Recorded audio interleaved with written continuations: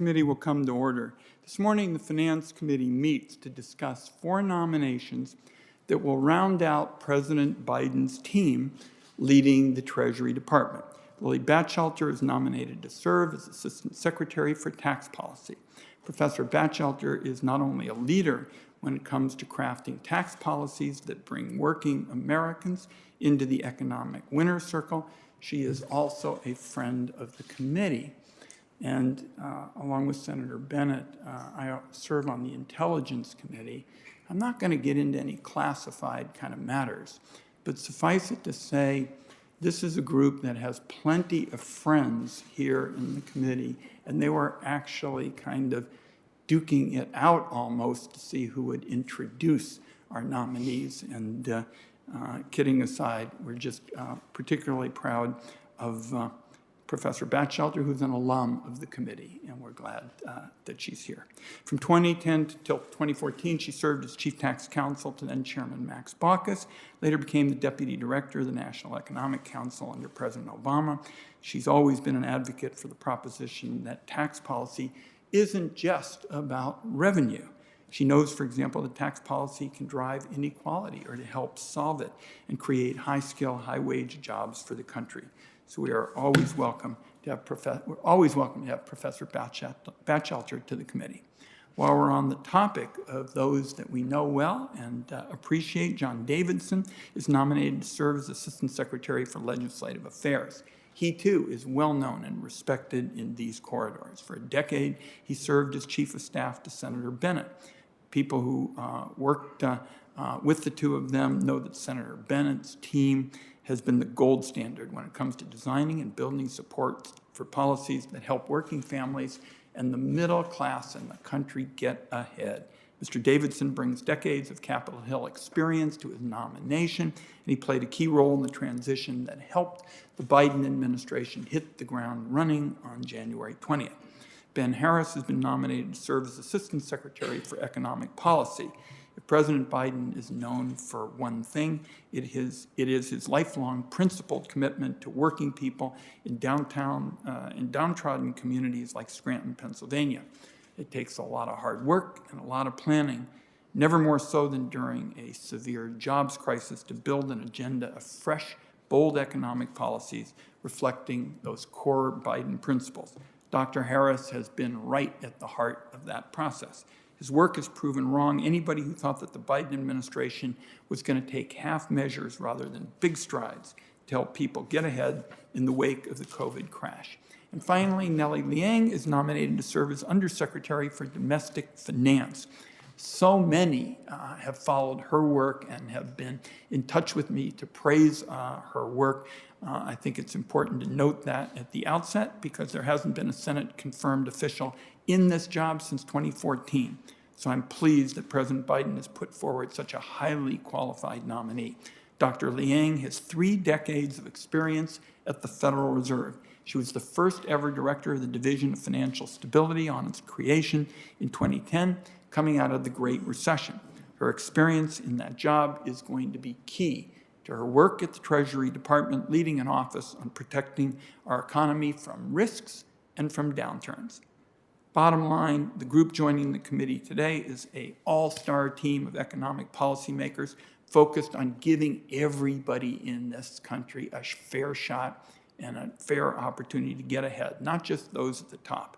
The nominees are highly qualified. They're going to be strong additions to Secretary Yellen's leadership team at the Treasury Department, along with Deputy Secretary Adeyemo. And this committee is going to lean often on their expertise. Tomorrow, the committee is going to have a debate as well, so that colleagues know, aimed at bringing our system of energy taxes, 44 separate energy taxes, into the 21st century and creating a wave of new, clean energy jobs for our country. The committee is working on changes to the international corporate tax system based on the proposition that, again, everybody ought to pay their fair share, even the big mega corporations that got a huge tax handout from the 2017 Trump tax law. And the committee is working with Treasury on the new child tax credits, as well as efforts to close the tax gap and rebuild the IRS resources to crack down on cheating by high flyers. So there are lots of areas that I know our nominees are going to be asked about this morning.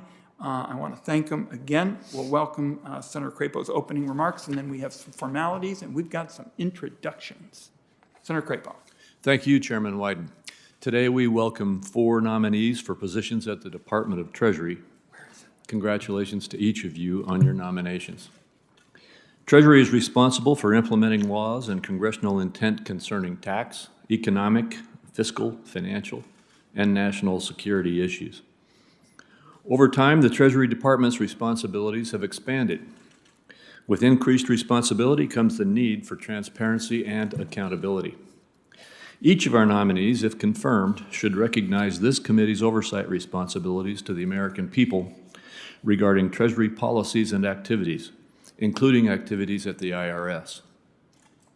So far this Congress, the Department has not adequately recognized the need to be transparent and accountable to this committee.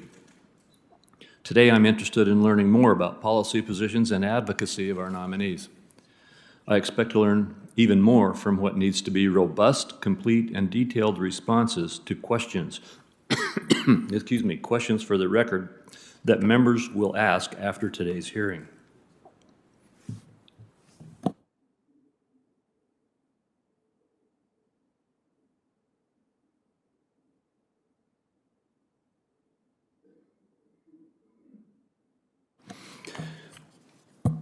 This is particularly important as I do not support many of the tax, excuse me, I'm getting a frog in my throat.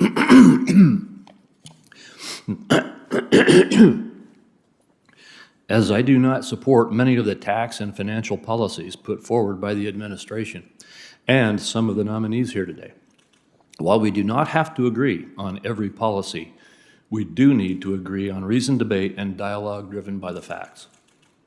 Americans are still recovering from the largest negative economic shock in modern times, with records stemming from the pandemic.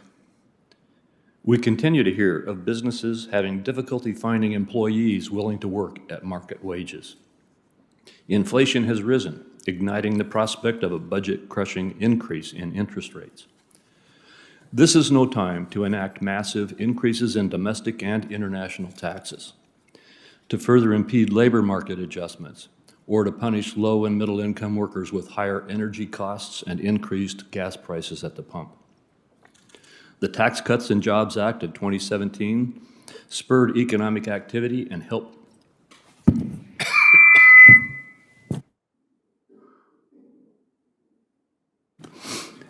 lead to historic lows in unemployment rates, particularly for minority workers, and robust wage growth that especially benefited low-wage workers. Reversing those gains with job-killing taxes is not the way to go. It is important to find bipartisan solutions to reignite growth and increase jobs and wages for workers. Mr. Davidson, in your role as Assistant Secretary for Legislative Affairs, you would advise the Secretary on congressional relations and help coordinate Treasury's interactions with Congress.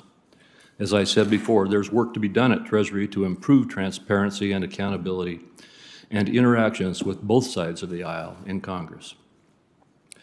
Mr. Harris, the Assistant Secretary for Economic Policy, analyzes and reports on current and prospective economic developments both here and abroad, and assists in formulating economic policies.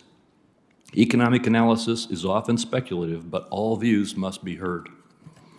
Discussions must be based on positive, factual descriptions of what we know or do not know.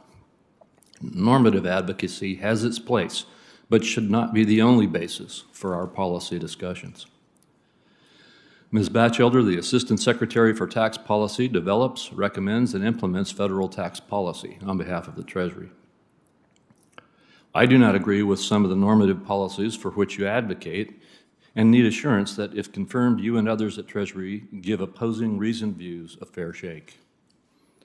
Finally, Ms. Liang, the Undersecretary for Domestic Finance, oversees and assists in areas of domestic finance, banking, and other economic matters.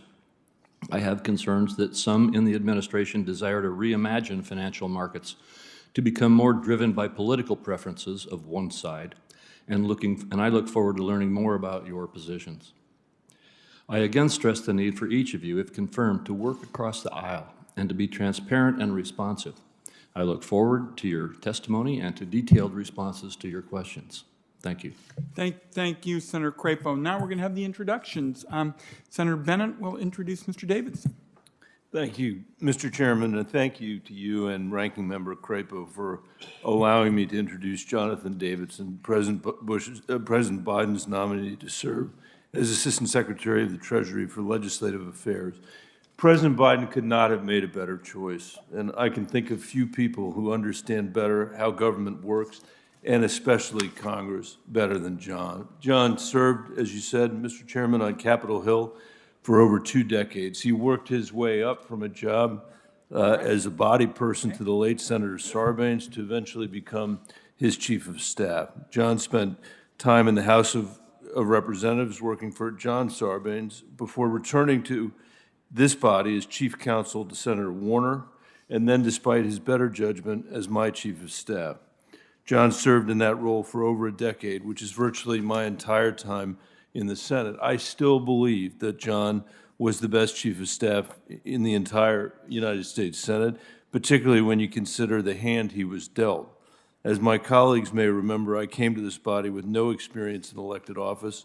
I was appointed to the job at a time when only 3% of Coloradans knew who I was. I had no shortage of ideas about what I wanted to do, but I had no idea how to do them. John was the perfect partner. And even though we're not that distant in age, he was always more patient, more savvy, more strategic about how to operate the levers of the Senate to make progress for Colorado and the country than I was. And over the past 10 years as my chief of staff, John helped me navigate almost every issue before this committee, from trade and tax policy to fiscal matters, economic competitiveness, and support for working families. John combined an expertise about the issues with a deep appreciation for why they matter to people's lives. John is unusual for someone with such a distinguished career on the Hill because there is no trace of ego about him. He's always been about the work, which is making our institutions deliver for everyday people. John reveres this body. He appreciates how at their best, our institutions can transform the vastly different perspectives across the country into an enduring result that makes a difference in people's lives. He knows that democracy is hard work. There are no shortcuts, and John wouldn't take one even if there were one. He's always led with integrity, discipline, and an inexhaustible drive. He's an excellent manager and mentor of people, and he's certainly been an important mentor to me. Over the past 10 years, I don't know anyone who's worked harder, and I don't know anyone who's taken less credit for what he has achieved. When Senator Brown, Chairman Wyden, and I helped pass the child tax credit earlier this year, the single biggest investment in families in half a century, it was largely because John had helped to pave the way with years of hard work behind the scenes, far from the bright lights and TV cameras. That is who he is. Whatever I've achieved in this job over the past 10 years is a credit to John's leadership and partnership. And whatever my failings in this job, and there have been plenty, they inevitably go back to times when I didn't listen to John. Let me end with this. Jonathan Davidson is a first-rate public servant, a patriot, and a friend.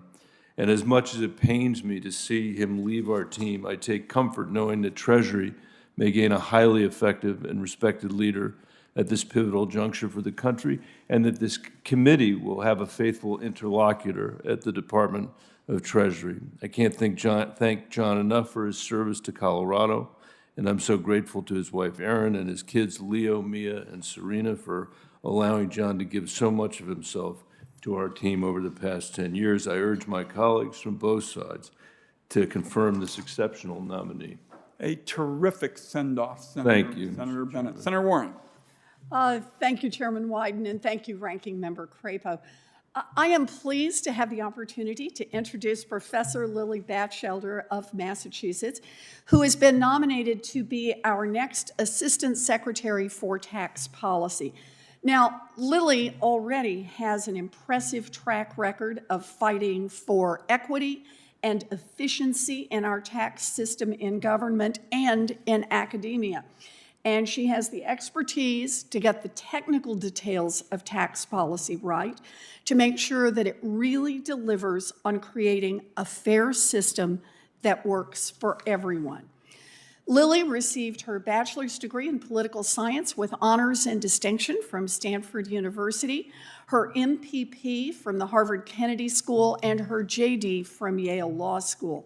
She is currently the Robert C. Koppel Family Professor of Law at NYU School of Law, where her academic research has covered many critical issues, including making sure that the rich pay their share, all the way to examining how tax policies impact families. She has written about the benefits of a wealth tax, go Lily, and she has detailed how Trump's child care proposals have left out low-income families.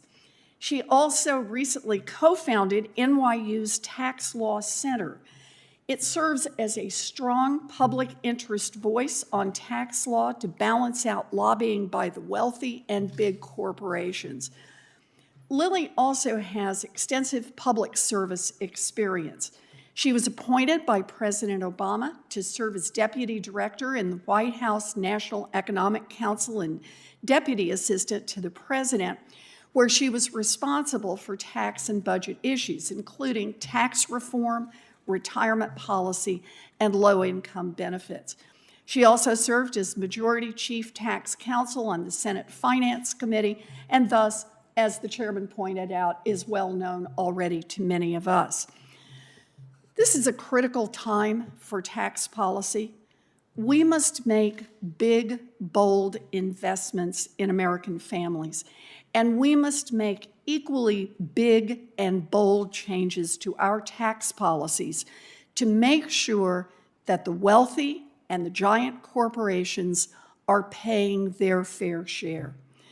Lily Batchelder has the experience, she has the expertise, and she has the principles to work with Congress on the legislation and on the implementation that are required to make much-needed reforms to our tax policy. Lily is a person of deep values and great integrity. So I want to say welcome, Professor Batchelder. We are pleased to have you here. We're looking forward to today's discussion. And like Senator Bennett, I urge all of my colleagues to get to know you. I believe they will want to support you in this hearing and want to support you in your work at the Department of the Treasury. Thank you.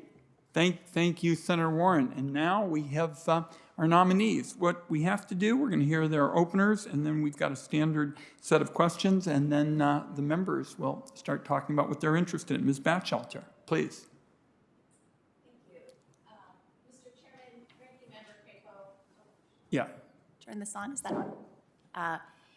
Ranking Member Crapo and members of the committee, thank you for the opportunity to appear before you today, and thank you, Senator Warren, for the very kind introduction, and to Chairman Wyden. It is an honor to appear before this committee, having served as the Chief Tax Counsel under former Chairman Baucus for 4 years. And being a tax person, that was a dream job, and I'm humbled today to be considered for another dream job, which is serving as Treasury Assistant Secretary for Tax Policy. I have great respect for this committee and the critical nature of its work. We face immense challenges as a country in navigating the pandemic and the economic recovery, in tackling long-term fiscal challenges, and in doing so in a way that increases opportunity for all Americans. If I'm fortunate enough to be confirmed, I would strive to be a strong partner to you in this work.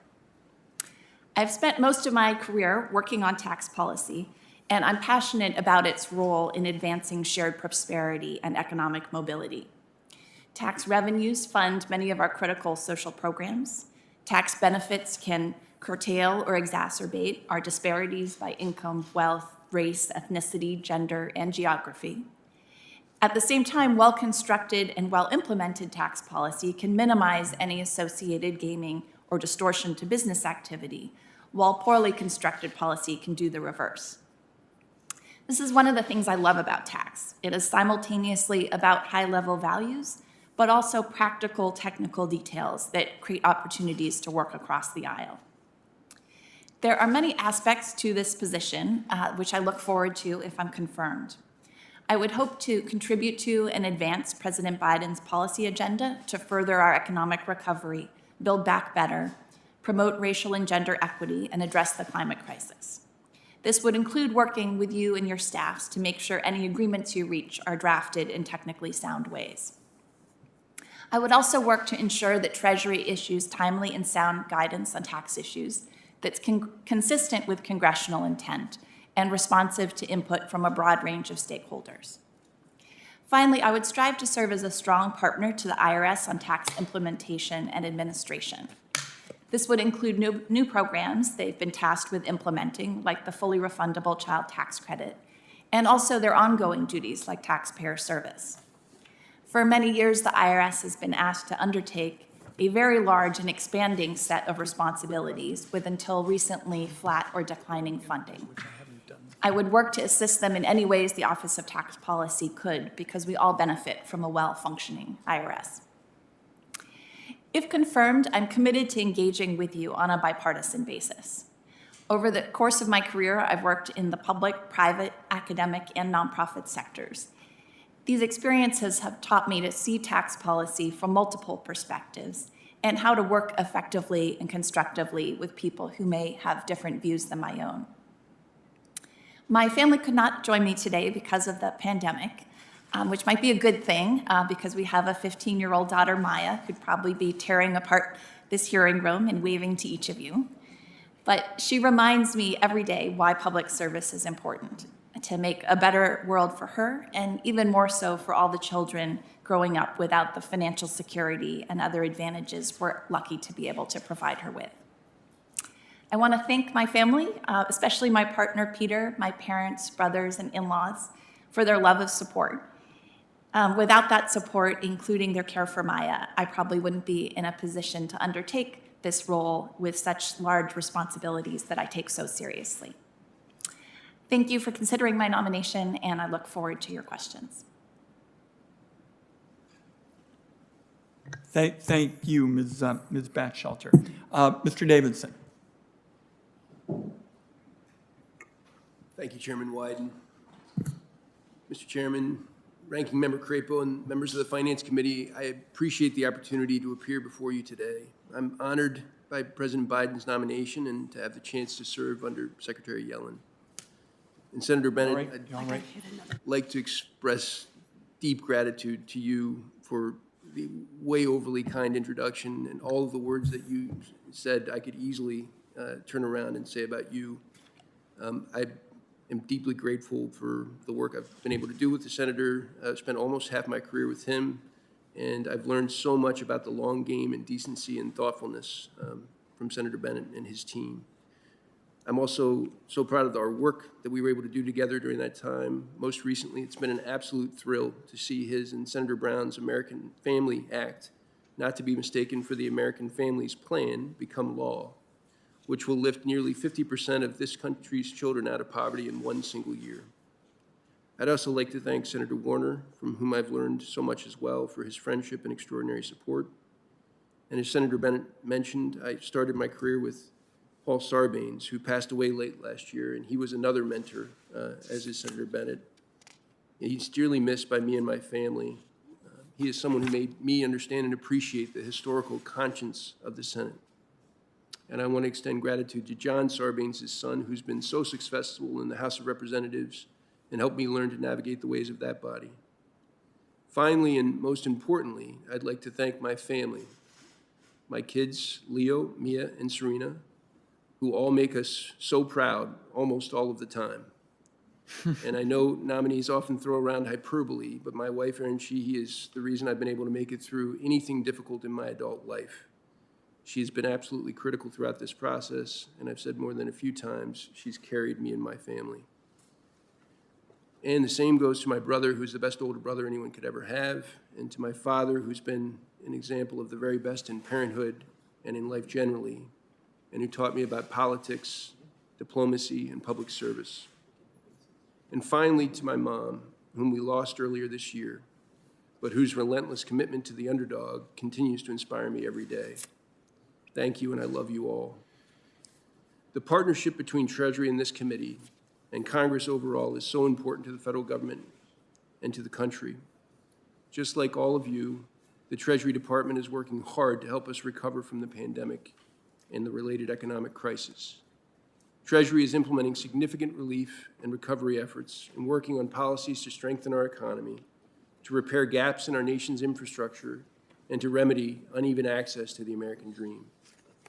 And it's doing all of that work on top of its substantial day-to-day responsibilities, like financing the government and implementing foreign economic sanctions. I fully appreciate how much we need to work closely with this committee in its legislative and oversight functions to succeed in these efforts. If I'm confirmed, my goal will be to serve as a reality broker between Treasury and Capitol Hill, where we can provide information to members of Congress to help them do their jobs and aid their constituents. We should do so fully. Where we cannot, we should provide a clear and cogent explanation as to why not. I am privileged to have spent the majority of my career working on Capitol Hill. I've learned so much about trust and character up here. And I've also learned to be cognizant of the fact that there's always even more that I do not know. I recognize that almost everyone who comes to work here has good intentions. Most of the members and staff are true patriots who want to help our country. I also know that most of the good work we can all do together happens beneath the political din and sensationalized conflict, something I learned from Senator Bennett. If confirmed, I will listen to you and work with you to make real progress for every American. To conclude, I want to thank the chairman, the ranking member, and their staffs. We all recognize how much work, in addition to nominations, everyone has to do on this committee. And I am grateful for the effort it took to prepare for and conduct this hearing. Thank you, and I look forward to your questions. Thank you, Mr. Davidson. Mr. Harris. I would like to begin by thanking Chairman Wyden and Ranking Member Crapo for considering my nomination. I would also like to express heartfelt gratitude to President Biden for his nomination and to Secretary Yellen for placing her trust in me to serve in this role. Please allow me to also acknowledge my oldest daughter, Lillian, seated behind me. As a father, I have tried to instill in my daughters a deep appreciation for the value of democracy, and it is a true privilege to invite Lily to witness the inner workings of our democratic system firsthand. Seated here today, I suspect I share the same humility felt by many others before me. It is truly an honor to be considered as the successor to a storied group who have held this role previously, including economists of remarkable talent, serving under both Republican and Democratic administrations. Prior Assistant Secretaries for Economic Policy include Phil Swagel and Richard Clarida, now respectively CBO Director and Vice Chair of the Fed, who held this role under President George W. Bush. Prior Assistant Secretaries also include Janice Eberly, Karen Dinan, and Alan Kruger, all of whom I've had the privilege to report to at some point in my career, and all of whom I admire deeply. Should I be confirmed, I will strive to live up to the legacy set by these economists and others who have served in this role. Under the leadership of these prior secretaries, the Office of Economic Policy at the Treasury Department has earned a reputation for providing unbiased, high-quality empirical analysis to the Treasury Secretary and other policymakers. As an ardent supporter of evidence-based policy, I regard this approach as a critical step to making sound and effective policy. After roughly 2 decades spent working in the policy arena, one of the most important lessons I've learned is that good policy usually follows good analysis.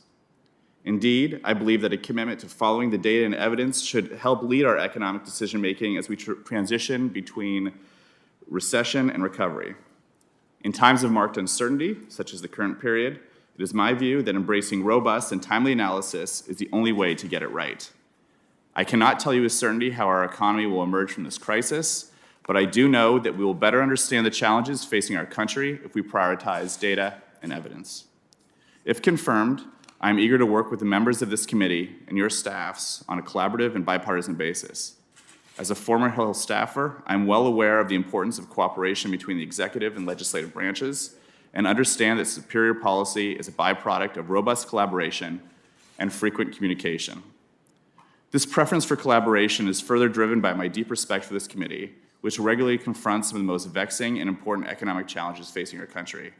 It is not lost on me that I have much to learn from the insight of this committee's members and its staff. I would like to conclude by thanking my family, my wife Jessica, and my daughters Lily, Juliet, and Annie for their support and patience. Through my 3 prior stints in public service, they have learned that my desire to serve the American public comes at a cost to them, and I am grateful that they are willing to share my time with the U.S. Treasury Department. Thank you for your consideration. Thank you very much. Next, Ms. Liang, welcome. Thank you, Chairman Wyden, Ranking Member Crapo, and members of this committee. Thank you for the opportunity to appear before you today. I'm truly honored to have been nominated by President Biden to be Undersecretary for Domestic Finance at the Department of the Treasury and by the trust of Secretary Yellen. I'm grateful to the committee for considering my nomination. I'm also grateful for the support and love of my husband of 37 years, Ken Howard, who is here with me today, and my children, Greg and Kim, who may be watching. I would also like to recognize my parents, who immigrated to this country many decades ago with very little beyond their life values. But they believed that in this country, if their children went to school, worked hard, and committed to family and community, they would have many opportunities to contribute to this country's potential and share in its prosperity. I'm an economist by training and have spent many years in public service. I have studied extensively and have seen up close how financial institutions and financial markets affect economic and financial stability. I'm committed to applying those insights from that experience, as well as from data, research, and broad outreach to policymaking. The pandemic revealed fragilities in the economy, especially in some communities that were least able to bear the burden. It also revealed fragilities in parts of the financial system. If confirmed, I will work to support the President's and the Treasury Secretary's priorities and to work with this committee to promote a financial system that will lead to more sustainable and more equitable economic growth. In doing so, I will build on the strengths of the U.S. financial system, which is the world's strongest, providing trillions of dollars of credit to households, businesses, and governments each year to support their spending and investment. The system has demonstrated time and again its ability to adapt to new changes in demands for services and in technology, bringing about significant changes in how financial services are delivered. New technology today, such as in digital assets, will likely lead to more significant changes. If confirmed, I look forward to working with members of this committee and others to ensure that the evolving financial system continues to meet the needs of the American people. I will work to improve credit access to the underserved communities, including through implementation of programs at Treasury that provide both capital and technical assistance to small businesses and underserved communities. In addition, while our dynamic financial system spurs growth, it can also lead to regulatory gaps over time. I will work to ensure we are adopting policies that recognize these changes, to ensure customers and investors are informed and protected, and risks to financial stability are mitigated. In addition, a critical responsibility for Treasury is to manage the costs of government financing. The Treasury securities market is the deepest, most liquid market in the world. The country benefits from the special attributes of Treasury securities. I believe it is critical that we ensure the Treasury market functions well in periods of stress. If confirmed, I will work to provide an assessment of recent changes in the markets and recommend policies as needed to ensure a robust, resilient Treasury securities market. I recognize these efforts would take significant communication with the members of this staff and of this committee. If I were to have the honor of serving in the Treasury Department, I would very much look forward to working closely with you and your colleagues. Thank you again for the privilege of appearing before you today, and I look forward to answering your questions. Thank you very much, Ms. Liang. Now, for all of you, there's some obligatory questions I'm required to ask of each of you before we turn to member questions. First, is there anything that you're aware of in your background that might present a conflict of interest with the duties of the office to which you have been nominated? We'll just go right down and let each of you answer yes or no. No. No. No. Second, do you know of any reason, personal or otherwise, that would in any way prevent you from fully and honorably discharging the responsibilities of the office to which you've been nominated? No. No. No. Third, do you agree without reservation to respond to any reasonable summons to appear and testify before any duly constituted committee of the Congress if you're confirmed? Yes. Yes. Yes. Yes. Finally, do you commit to provide a prompt response in writing to any questions addressed to you by any senator of this committee? Absolutely. Yes. Yes. Yes.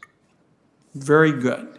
I appreciate all of your responses. We're now going to go to the 5-minute rounds for members. I'm going to start with you, Professor Batchelder. To me, as our tax policy point person, the debate really starts with the fact there are two tax systems in America. There is one tax system for the nurse in Medford, Oregon, who is treating COVID patients. And that nurse is required to pay taxes with every single paycheck. And then there is another tax system in America. And that's for billionaires, for example, who have accountants and lawyers who are deeply skilled. And to a great extent, their taxes are optional. They can pay what they want when they want to. So given this double standard with respect to taxes in America, it is especially important to make sure that the Internal Revenue Service collects the dollars that the American people are owed. And I'm going to be introducing legislation shortly with colleagues to make sure that the IRS has the tools to be actually able to collect those funds, say, from wealthy tax cheats that the American people are owed. So my first question to you is, what is your sense of the size of the tax gap? And then how often should the Internal Revenue Service update the analysis? Because when we looked at it last, it was like practically from yesteryear. And so tell us, by way of starting, your sense of the size of the tax gap and how often should the Internal Revenue Service update it, please. Thank you for the question, Mr. Chairman. And the tax gap, I think, is a critical issue that I would look forward to working on if confirmed. In terms of the size of the tax gap, the most recent estimate is based on tax years 2011 to 13. And overall, Treasury recently put out a report estimating that the tax gap amounts to at least $7 trillion over the next 10 years. I think that report from tax years 2011 to 2013 is probably an underestimate for several reasons. One is it's just based on old data. The economy has grown, so you would need to update it for the growth of the economy and inflation. The second is that the IRS budget has been cut substantially as a share of GDP since then. And so probably the tax gap has grown as a result of weaker enforcement and weaker taxpayer services. The third, the tax gap is calculated based on very detailed audits of a small number of taxpayers. And those audits can miss a lot. So there's a long line of research finding that the tax gap is especially large when there's limited or no information reporting. And you mentioned a nurse working with COVID patients probably has all of her income reported on her W-2. But there are other forms of income that aren't wage income that there's no information reporting on, and those are disproportionately types of income that are earned by high net worth individuals and large corporations. And those types of wealthy taxpayers also can severely outgun the IRS.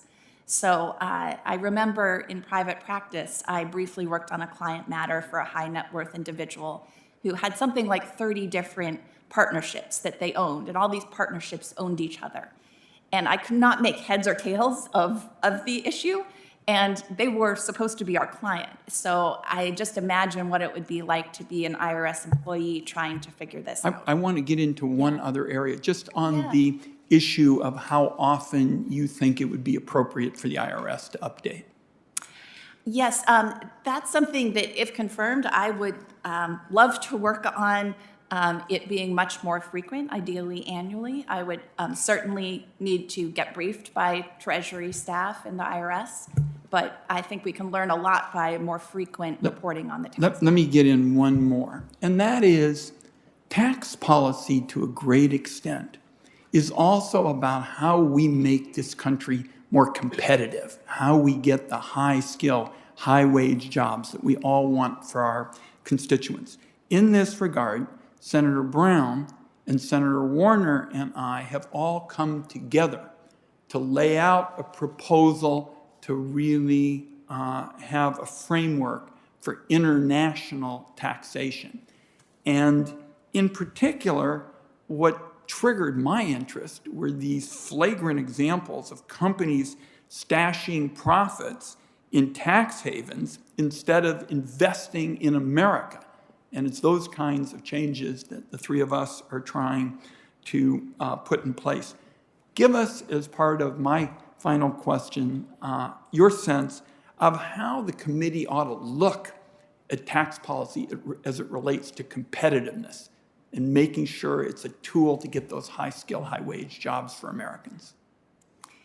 Yes, I share your concern about competitiveness. I think that should be one of the things that we always look at when evaluating tax policy proposals. And in the international sphere, we should also look very carefully at incentives to invert.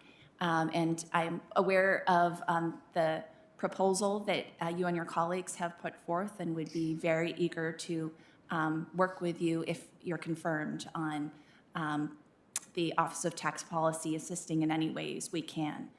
International tax is very technical, so would be eager to work together on that. We'll look forward to it. And obviously, there are a lot of pieces that go into the mix of ensuring we can outcompete everybody, and whether it's education or infrastructure and the like. We're going to need your counsel on tax issues. Senator Crapo. Thank you very much, Mr. Chairman. And Ms. Batchelder, I'd like to start out with you as well. You may be aware that yesterday I sent a letter to Secretary Yellen with strong concerns about her strategy at the OECD. I'm very concerned that, from what I understand, the administration's proposal is to proceed with doubling our GILTI tax rate, the only existing international minimum tax that's in place, before there is even an OECD agreement in place with regard to other countries moving. I'm also very concerned about whether the administration will insist that digital service taxes that unfairly discriminate against U.S. companies be eliminated as a condition in these negotiations. Could you please respond? First, do you agree that the United States should move ahead changing its own tax policy with regard to the GILTI rate before the OECD negotiations are even concluded? So I should say first that I would look forward to getting briefed on these issues if I was lucky enough to be confirmed. In general, there are both the negotiations, as I understand it, going on with the OECD, and then legislative proposals that the president has put forth. And if I was confirmed, I would be very eager to assist in conversations about those proposals. They would, of course, require the approval of Congress, and would be eager to work and discuss areas of cooperation on a bipartisan basis. What about digital service taxes? Do you believe that digital service taxes should be a part of a ban on digital service taxes, or at least managing them in a way that is fair and equal, should be a part of any agreement at the OECD? As I understand it, Treasury has put forth a different proposal than the previous discussions under which some other countries had been proposing digital service taxes. in general, I have a bias against taxes that target a specific industry, and certainly against those that are focused just on U.S. companies.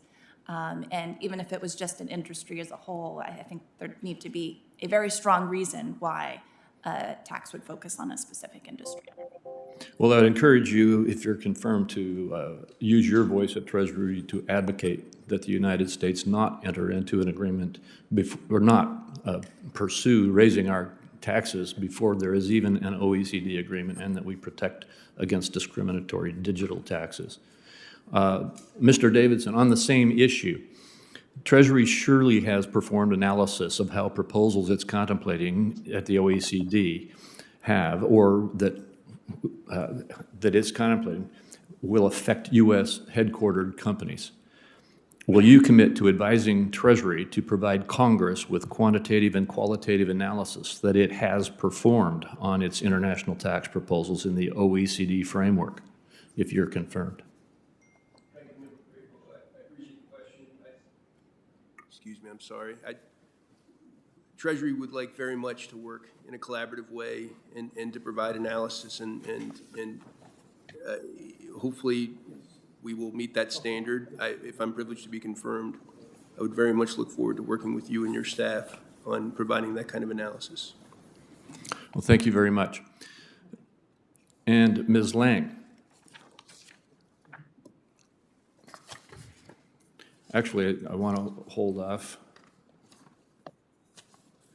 and move to Mr. Harris again. The President has, and various administration officials have identified that under the administration's tax proposals, nobody making under $400,000 a year will have their taxes increased. Nobody means an individual, as I read it. However, at various times, some administration officials have changed that description to be a family rather than an individual. Making less than $400,000 would pay increases in taxes. Given that you're currently employed and working at Treasury, is it your understanding that the administration's position on taxation is that no individual making under $400,000 will pay taxes, or is it that no household will pay more than $400,000? Senator, it's my understanding that in the American Families and American Jobs Plan that was laid out by the Biden administration, the definition of the taxpayer who would be protected from any tax increase of any sort differs slightly for single taxpayers versus married taxpayers. And for single taxpayers, it's around $460,000, and for married taxpayers, it's in the low 500s. I'm sorry, I don't have the exact numbers. All right, thank you. Ms. Liang, my time has run out. I was going to ask you an FSOC question, but I'll send it to you in writing. Thank you. And just so we're clear on this question of discriminatory digital taxes, and I see Senator Grassley here, and he and I have teamed up on this, for years. This is the equivalent of a digital dagger aimed directly at our high-skill, high-wage companies, and there's going to be bipartisan opposition to it. Next is Senator Cantwell. Thank you, Mr. Chairman. Thank you so much for the nominees' willingness to answer questions. I would start with Ms. Batchelder. I know that the President wants to do something to make housing more affordable. My colleagues, Senator Young, Senator Wyden, and I, and Portman, have all led the charge on trying to increase the low-income housing tax credit. It's a very important tool. In 1986, the low-income housing tax credit was started and built nearly 3.5 million affordable housing units. Our bill would try to rehabilitate over 2 million affordable housing units over the next 10 years. What is the President's plan for extending the low-income housing tax credit? Thank you, Senator, for the question. And I share your concern about the affordable housing crisis in this country. As I understand it, the President's American Jobs Plan includes a number of proposals, both tax and non-tax, to expand access to affordable housing, including a substantial expansion of the low-income housing tax credit. And if confirmed, I would look forward to working with you on these proposals and any others that would address this important issue. Is there something right now that you think needs to change in the tax credit to make it to be an improved product?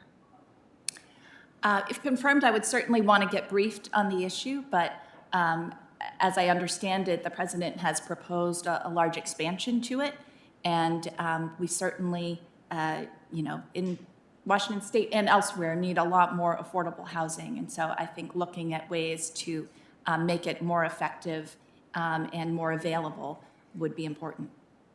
Thank you.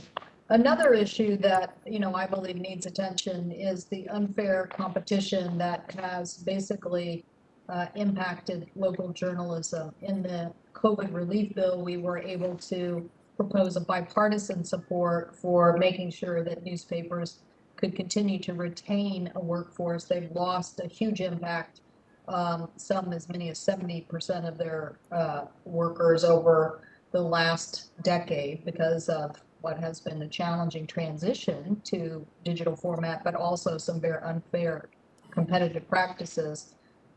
We're looking at continuing the focus of this, of the COVID bill, because that will run out in some period of time. But we do believe that these legal issues about either antitrust or unfair competitive practices will continue for some time. We think the legal battles and legal challenges to that will take a while. So I want to know if you or the administration is supportive of a continued tax incentive for retaining and keeping local journalism workforce in the United States. That certainly sounds like a very important issue, Senator, and if I was confirmed, I would look forward to getting briefed on it and discussing it with your staff and working together. If you could take that back to your colleagues at Treasury, because we're definitely going to be proposing this. We're definitely going to want to continue to have competitive voices. I would love to even see the Treasury Secretary speak out about this. Why? Because we all know that perfect information helps us have functioning markets. And in fact, when we haven't had perfect information, we didn't have quite functioning markets. So competitiveness in journalism, the many voices to basically continue to review and get information correct, I think is essential to our economy.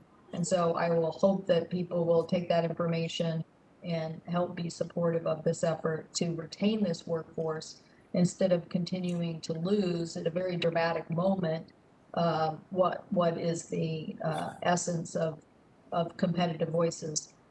Some colleagues have suggested we're just going to have, one publication over here and one publication over there, and they're going to speak with these voices. That's not what our country's been built on. Our country has been built on the diversity of voices that, again, as I said, help us get not just FOIA and information, but really help us oversee it and make sure that our markets and the information that it takes for our economy to function actually has the right and perfect information. So look forward to hearing from both Treasury and the Biden administration on this issue. Thank you, thank you, Chairman Wyden. Thank you, Senator Cantwell. Next will be Senator Grassley, followed by Senator Carper. Yeah. Ms. Batchelor, there's a big concern in my county meetings that I had over the last Easter break and May break about the stepped up basis. Farmers and small business are very concerned about it. I'm going to give you a little bit of history that you probably know the details as much as I do, but Congress experimented with something similar in the president's stepped up basis proposal in the Tax Reform Act of '76.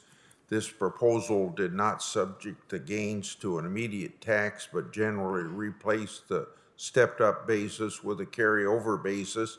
This proved very unworkable and led to outcries. I was just a member of the House at that time. I wasn't even on the Ways and Means Committee, but this outcry led me to work with a senator then, Harry F. Byrd of Virginia, and through what we did at that particular time, Congress almost immediately postponed the rule and changed the ultimate and ultimately repealed it in 1980. Now, the president's proposed transfer tax has some of the same problems of trying to determine basis after an owner has passed, particularly if the farm has been in the family for generations. It's almost impossible to impossible to determine basis. So my question to you, but I want to put two questions together. So the first question is, given this proven unworkable in 1976, why do you think this time it's any different? And then in regard to the second question, along the same issue of stepped up basis, the president's description of the proposal claims that it will have protections for family farmers and businesses, but has no specifics. So one, about the unworkable proposal in 76, why is it any different this time? And can you provide any detail on what protections family farmers and small business would have so we don't have a repeat? Thank you very much for the question, Senator. I am aware of the provision that was passed in the 70s and how it was repealed before it was enacted or went into effect. As I understand it, it was not a particularly well-designed provision. And actually, in the Bush tax cuts, there was a provision that enacted carryover basis for the year of 2010. It was repealed after 2010.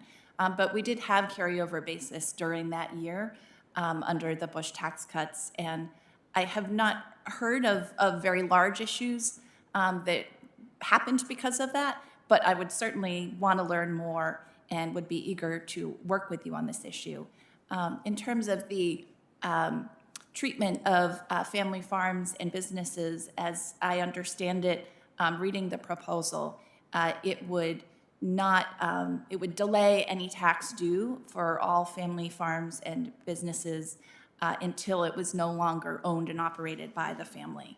And there are some precedents for this kind of provision that I worked on back in my time with Chairman Baucus, former Chairman Baucus. But I would be eager to work with you and your staff, if confirmed, to make sure that that was drafted in a way that was workable and technically sound. Okay.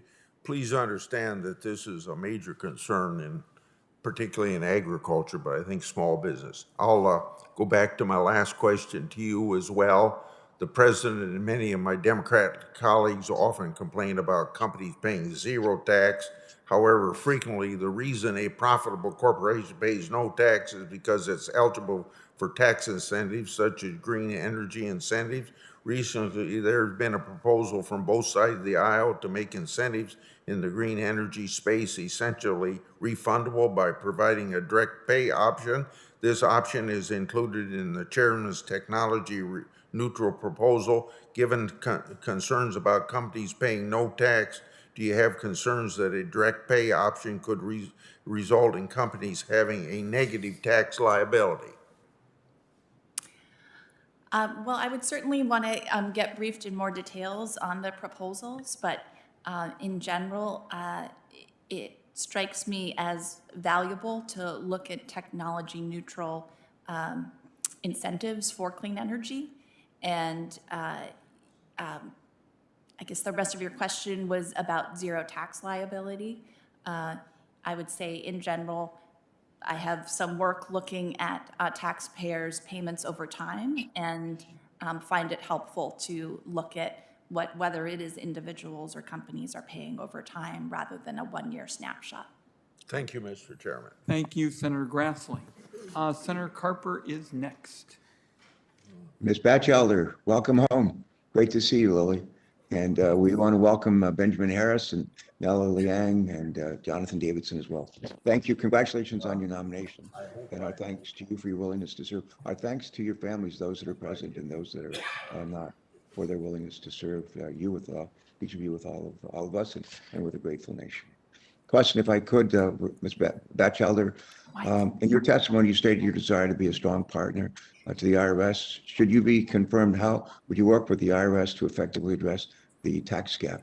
Our friend, Commissioner Reddick, was sitting right where you're sitting, several months ago, and he told us that if we would provide additional dollars for enforcement for the IRS, we would bring in somewhere between $5 and $7 for every dollar that we invested in additional revenues. Sounds like a pretty good return to me.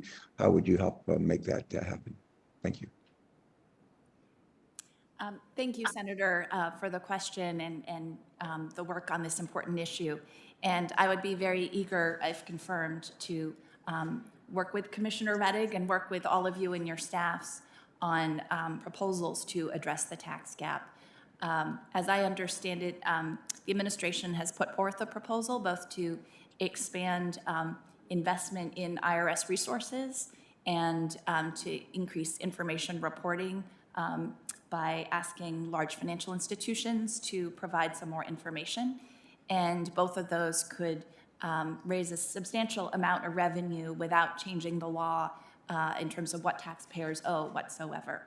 And there are a bunch of different ways that this happens. If the IRS receives more resources, they not only are able to look at more returns where there are, a relatively small number of taxpayers that don't pay the tax they owe. The vast majority of Americans do pay all the taxes that they owe. It would also allow the IRS to invest in its IT systems, which are very antiquated. The foundation of those IT systems is written in a language called Fortran that I confess predates me, and I'm not particularly young. And it would also allow the IRS to expand taxpayer services. And there are also evidence that when there's more taxpayer services, when taxpayers are able to reach someone on the phone, that increases their compliance. So for all of these reasons, I would look forward to working with you on these proposals and any others in this space. Great. Thank you for that response. Let me ask one question for all the panelists that are seated before us. What tools, I chair the Senate Committee on Environment and Public Works. We focus hugely on climate change and other issues, including this very week, service transportation legislation. But what tools for each of you, what tools and policy levers under the jurisdiction of your respective roles in Treasury should we utilize to tackle climate change and build a clean energy economy? What tools and policy levers under the jurisdiction of your respective roles in Treasury should we utilize to tackle climate change and build a clean energy economy? And Jonathan Davidson, would you go first, please? Thank you, Senator Carper, for that question. I think Just be crisp and succinct, if you will, so everybody can make a comment. Go ahead, Jonathan. Sure. Just briefly, I know the others will have responses, but I think leadership and collaboration are the tools that we should use if I'm privileged to be confirmed in my role, and we look forward very much to working with you. We know how much of a leader you are in this area and in the crossover between the infrastructure provisions that this administration is proposing and the need to address climate change. And so we look forward to your partnership with us and vice versa. Thank you so much. Nellie Liang? Ms. Liang?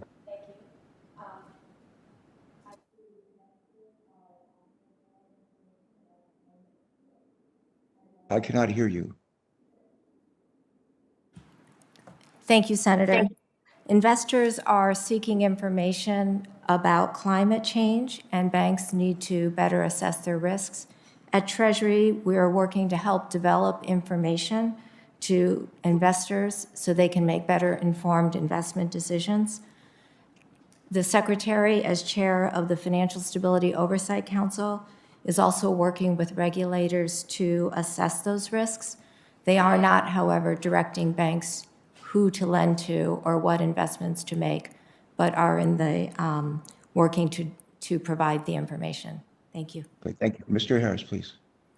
Thank you, Senator. I know you're a leader in this area. So I agree with Jonathan's answer around collaboration. I agree with Nellie's answer around transparency. I might also add that now is an important period for robust public investment in the way we produce and consume energy. So this can include, for example, subsidies for more efficient household appliances. It can also include policies like the Clean Energy Standard that were included in the Jobs Act. Thank you. And Lily, just briefly, a brief comment, please. Yes, I understand that the president has put forth a number of proposals in this space that I would be eager to work with the committee on, if confirmed. And I also know that you are marking up a energy tax bill tomorrow. So I think that's another example of something that, if confirmed, I would be very eager. Thank you, Senator Carper. Senator Portman is next, if he's there. Thank you, Mr. Chairman. First of all, welcome to Professor Batchelder, back to the committee, and to all the other Treasury nominees. You all have an important role to play here as we try to get this economy back on track post-pandemic. We're very concerned, as you know, about what we see in terms of inflation. We're concerned about the jobs market. We have 8.1 million jobs open right now, which is the most in the history of our country. And a lot of employers in all of the states we represent are telling us they just can't get workers. Interesting Wall Street Journal article today about what all of us would suspect, which is that companies are learning how to automate more and spending more of their resources on technology and automation to avoid having to worry about not having enough workers. That is not a good sign in my view, although it may lead to a more efficient economy. It may lead to also a lot of these jobs not being available in the future, and that concerns me a lot, and one reason we need to get back to work. The last thing we need to do is make ourselves less competitive. We have a bill on the floor right now about making America more competitive compared to China and other countries, and yet we're talking about changes on the international tax front that would once again make America's workers uncompetitive globally. And I just don't get that. Professor Batchelder, we worked on this issue together when you were working with Senator Baucus, and we agreed as a general rule that we needed to go to a territorial system, and we needed to be sure that we allowed repatriation to occur without the big tax hurdle. And sure enough, that's happened. $1.6 trillion has come back, repatriated since the 2018 time period when the 2017 bill became effective. Higher R&D here in the United States, more capital investment to the tune of hundreds of billions of dollars. So these are all good things, in addition to, of course, wages going up, which everyone expected, who believe that by making us more competitive, we're really making our workers more competitive, which is what CBO thinks. So in that background, I'd like to ask you briefly, Ms. Batchelder, about the tax increases, including this tax increase in what's called the Global Intangible Low Taxed Income, also known as GILTI.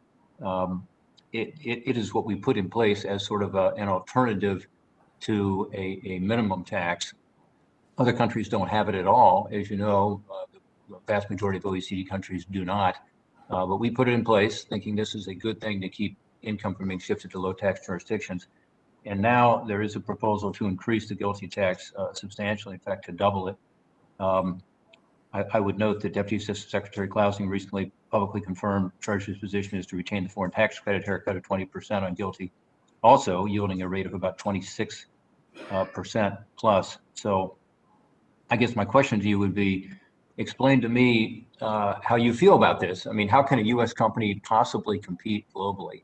Let's say a company in the United States that is competing globally with other global companies when they're not facing this GILTI tax at all, and yet we're saying that the U.S. company would have to pay 21%, maybe as high as 26% on top of the corporate tax rate in the foreign country. How can a U.S. company working abroad, serving customers abroad, possibly compete with that? Thank you for the question, Senator. And I share your concern about the competitiveness of U.S. companies and especially U.S. workers, and also about any tax provisions that create incentives to invert. Personally, I have a slightly different perspective on the likely effects of the president's proposals. While I agree that no other country has a minimum tax exactly like ours, they do have many provisions in place designed to limit the ability to shift profits to low tax jurisdictions by companies resident in their countries that I think are analogous to GILTI. So, for example, many deny participation exemptions for certain foreign countries or lines of business. partially tax foreign earnings of their companies across the board. Many also include CFC rules that are akin to our Subpart F provision, but unlike our Subpart F provision, are not limited to passive income, apply to active income also. And some have interest expense limitations that are stronger than ours. So for these reasons, I support the president's proposals, but I will also say I am always eager to hear perspectives about how we can make sure that proposals in this space improve the competitiveness of American workers and make sure that we do not have incentives to invert. Okay, well, we have a fundamental disagreement on that, I'm afraid. And I think what you're saying today is a little different than what you used to say with Max Baucus. I don't think there's anything comparable to the 26% plus rate in any of the OECD countries, certainly. And I look forward to a further conversation to you about that because I feel very strongly that this is going to hurt the very workers we finally have made competitive and finally got their wages going up. And so we look forward to that conversation. I hope you'll be open to the points of view, not so much of me and other members of this committee, but the people who are in the trenches making these decisions every day. I'm concerned about some of the academics at Treasury and at the White House who have this theoretical view, but it's not consistent with the reality of people trying to sell stuff overseas using American. My colleague's time has expired. Senator Cardin is next. Thank you, Mr. Chairman. And I also want to extend my thanks to all four of our nominees for their willingness to serve at this critical time in our nation. But a special shout out to Jonathan Davidson. I got to know Jonathan when he was on Senator Sarbanes' staff. I know how much Senator Sarbanes valued that relationship. Obviously, he moved on to Congressman Sarbanes, and then Senator Warner and Senator Bennett. So a shout out, we're very proud of this nomination, and we know that you'll serve well in this role with congressional relations. I want to ask Ms. Batchelder a question concerning pensions, but let me set this up first, if I might. Treasury has a great deal of jurisdiction over the issues of fairness in our society, and I've heard President Biden talk about narrowing the systemic discriminations in our system. And we know that we have discriminations in our tax code, and the chairman talked about that in his first question. We have challenges in entrepreneur opportunities. We have challenges in economic development. And we also have challenges in retirement savings. We have an opportunity in this Congress to move forward on a bipartisan proposal. Senator Portman and I have introduced legislation, bipartisan legislation, and was introduced by the chair and ranking member of the Ways and Means Committee on the House side. And it really does advance the fairness in retirement savings. It provides easier ways where employers can offer plans to their employees. And when money is on the table, lower wage workers and middle income workers are more likely to participate. We expand dramatically the Savers Credit, which has been a very valuable tool for low-income workers. We cover part-time workers. We provide for lifetime income options, which is, again, much more of need for the lower-wage workers. And we deal with those who have student debt. And I want to thank Chairman Wyden for his leadership on that particular issue. So my question to you is that, knowing that we have a bipartisan opportunity, will this be a priority if you're confirmed to be able to work with us to move pension legislation, retirement savings legislation in this Congress? Absolutely, Senator. I am aware of your longstanding work with Senator Portman on this issue and would be very eager, if confirmed, to work with you on expanding access to easy ways for people to save. There's a lot of evidence that making it simple and easy for people to save for retirement increases the amount and likelihood of saving retirement, and also that there's sort of a patchwork of coverage, and that particularly low-wage workers, workers of color, I believe workers in rural areas, workers at small businesses are less likely to have access to an employer-based, easy way to save for retirement, and I would be eager to work with you if confirmed on these issues. Thank you. I want to ask you one question about paid tax preparers. That the chairman has been very engaged in this also. We know about the complexities that have been put into our tax code. We hear about the challenges on taking the earned income tax credit and how so many of these mistakes have been made by the incompetency of paid tax preparers. And yet the IRS does not have the capacity to regulate. How high of a priority will it be to seek congressional authorization so the IRS can in fact regulate the paid tax preparers? I believe this proposal was in the recently issued report on tax compliance by the Treasury Department, and I would be eager to work on any efforts to regulate unregulated tax preparers and make sure. I should emphasize when we talk about the tax gap, we should be thinking about it as people purposely not paying their taxes. There are also people who unwittingly may not pay all the taxes they are owed because unregulated preparers are giving them bad advice. So I would be eager to work on this issue. And the tax gap is huge, and we really need to deal with it. And it adds to the systemic discrimination in our system. But the other end, there are taxpayers who are entitled to benefits that are not able to get those benefits because they can't access that. So our programs to provide assistance to lower wage workers so they can get their benefits is also an important element in this. I look forward to working with you all on these issues. And again, I thank you for your willingness to serve our nation. Thank you, Mr. Chairman. Thank you, Senator Cardin. Senator Bennett. Thank you, Mr. Chairman.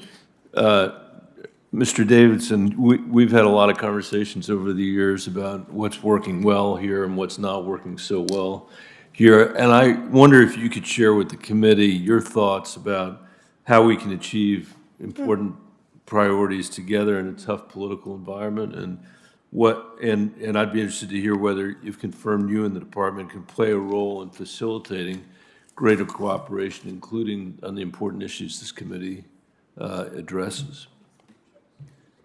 Thank you, Senator, for that question. And I'll start with an example just before I left your office and your team, we were able to work with Ranking Member Crapo just preliminarily on some legislation. And he and his team were in a very difficult political environment and stuck with that process all the way through, kept his word all the way through, and took arrows. And I think that's a starting point for bipartisanship is that kind of courage. It's evidenced across a lot of the members of this committee. And again, it goes back to working beneath the political crossfire. I also think, Senator, that one of the things that you've taught me is that going and standing in the shoes of people that aren't going to vote for you and learning from those communities about how to fashion policy in a way that's designed for everybody in the country and designed to serve the interests of people that are never going to agree with you.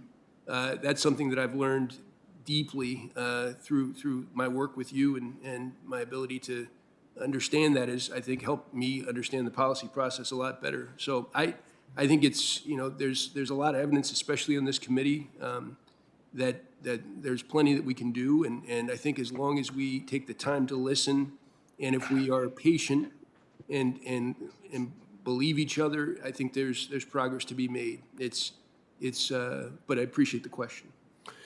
Mr. Chairman, I also wanted to call the nominees' attention to, all the nominees' attention to the Social Impact Partnership to Pay for Results Act, which was a bill that I wrote with Senator Young, bipartisan legislation that offers an innovative way to improve the effectiveness of certain social services.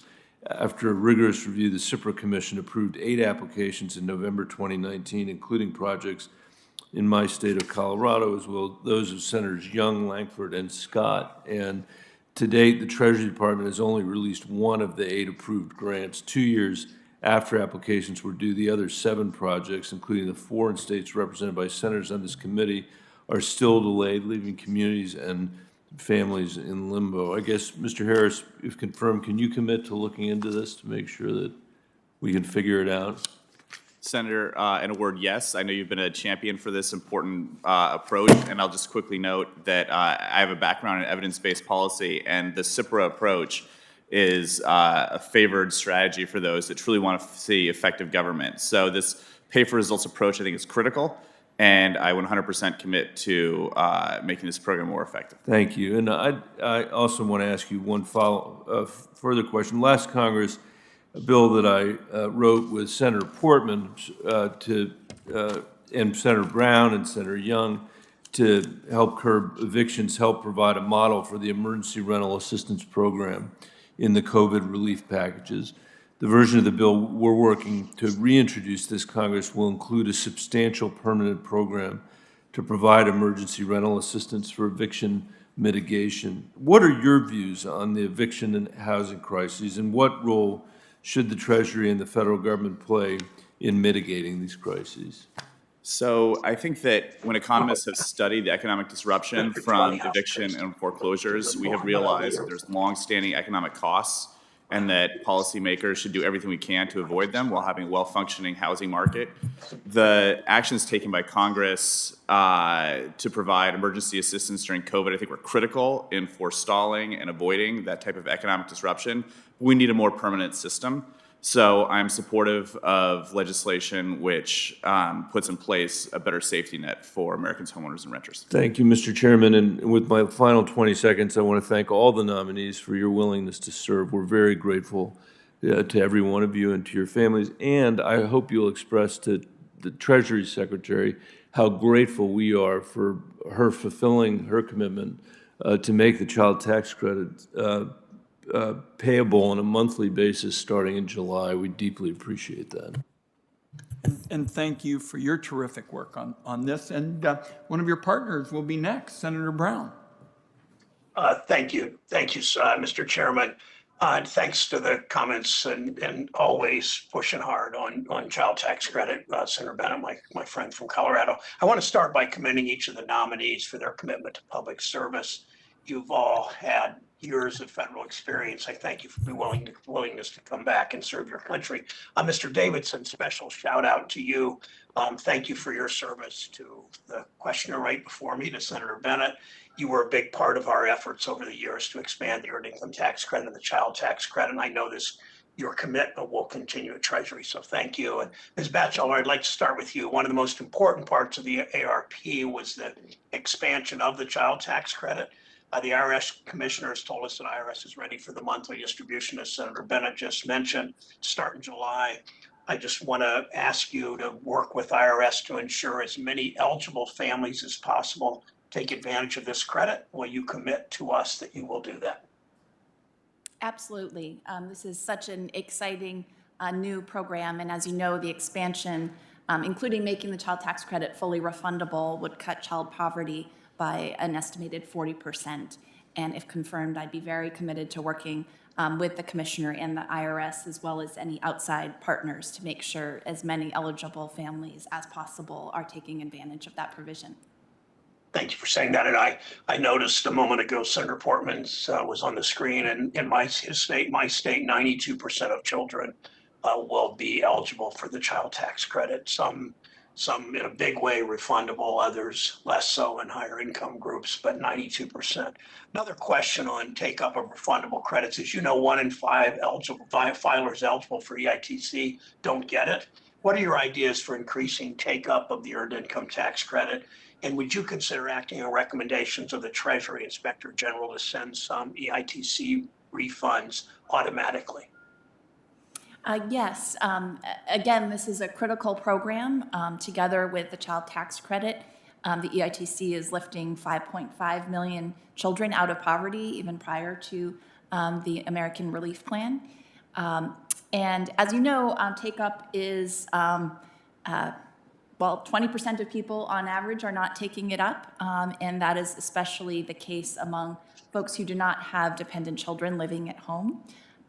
If confirmed, I'd be very eager to work with the IRS and outside partners on increasing take-up. And while I would certainly want to be briefed on the issue, I would very much consider working with the IRS on TIGTA's recommendation that you mentioned. That strikes me as an excellent way to get much-needed tax benefits to low-wage workers, many of whom would otherwise be taxed into poverty. And I would also be eager to explore ways to increase take-up among workers with dependent children, whether it's through additional outreach, making sure that the letters that do go out are formatted in a way that makes them easy to understand and makes taxpayers more likely to act upon letters notifying them that they're probably eligible for the EITC. And thinking creatively about ways to make it easy for people to file returns so that they can get this much needed tax benefit. Thank you, Ms. Batchelder. And we know the contribution that those dollars going to low-income people, the contribution it makes to neighborhoods and communities as those dollars are spent at the grocery store and the drugstore and spent in the community to pay rent and all the things that will matter. I also serve as chair of the Senate Banking and Housing Committee, which oversees much of the work of the Office of Domestic Finance, including oversight of our housing finance system. We have an affordable housing crisis. Everybody knows that in this country. We need our entire housing system working together to address that crisis, including the GSEs. The Banking Housing Committee heard a lot of consensus on what we need to do to put GSEs on a path to promote long-term stability and make sure they're focused on expanding access to affordable housing. So 2 just real quick questions that can be really yes or no. Mr. Liang, will you commit to working closely with me and my staff on the future of our housing system and on GSEs? And Senator Brown, I believe that's a very important initiative, yes. Thank you, Ms. Liang. And Mr. Davidson, will you commit to working closely with me and my staff on issues related to housing finance, to the housing finance system? Yes, Senator Brown, we know about your leadership on these issues and would look forward to that if I'm privileged to be confirmed. Good. Thank you so much to all of you for your interest in public service. And Mr. Chairman, I have 8 seconds and I'm done. Thank you, sir.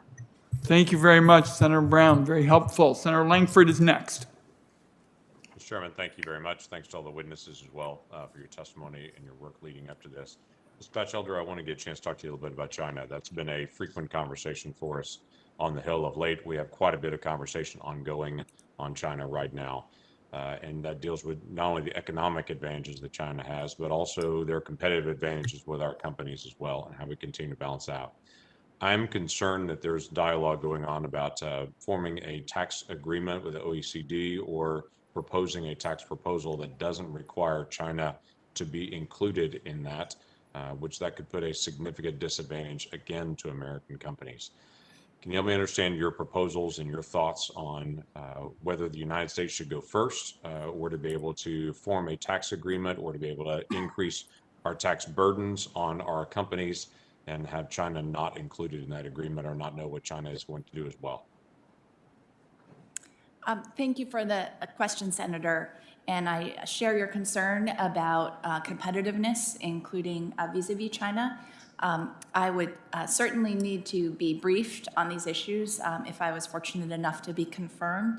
The one thing I would note is, as I understand the way that these negotiations are being structured, if there was an agreement on an international minimum tax, it would not be necessary for every country to sign on in order for it to apply with some large force throughout the globe. So I believe there is a provision called the UTPR, which is an enforcement mechanism in Pillar 2 that would effectively, for example, if China was not part of this agreement, and I have no reason to think that they wouldn't be, but hypothetically, if they weren't, it would apply the minimum tax to Chinese resident companies to a large extent as well. But again, I would need to be briefed on this issue and would very much look forward to discussing your concerns and perspectives on this. Yeah, there's some conversation that China would actually get an exception under Pillar 2 in that. Are you aware of any of that conversation, and would you be agreeable to an exception for China? I am not aware of that discussion and would need to be briefed on the technical details. So obviously, Congress needs to be engaged in this. Any sort of agreement that is a treaty agreement or is an agreement for change in tax policy would require bipartisan cooperation and engagement on this issue. Congress wants to stay engaged. The Senate certainly wants to be able to stay engaged. Do you know of any way that a tax agreement could be made with other nations that would have a direct effect on the United States companies and United States citizens that would not go through Congress? Well, I should say, first of all, that I would be, if confirmed, very eager to make sure that Congress and this committee is continually briefed on the negotiations, and make sure that my staff, if confirmed, was doing so as well. And as I understand it, any treaties require the advice and consent of the Senate, and so I would expect that to be the case. I again, would need to be briefed on the issue. I could imagine scenarios where if the U.S. was already in compliance, then maybe there would not be the need for congressional action, but I would really need to be briefed on the issue. But you don't know of an issue or a way that taxes could be increased on American companies or American taxpayers through an executive agreement that the administration would make without going through Congress? I'm not aware of what you're discussing, no, or how that would work.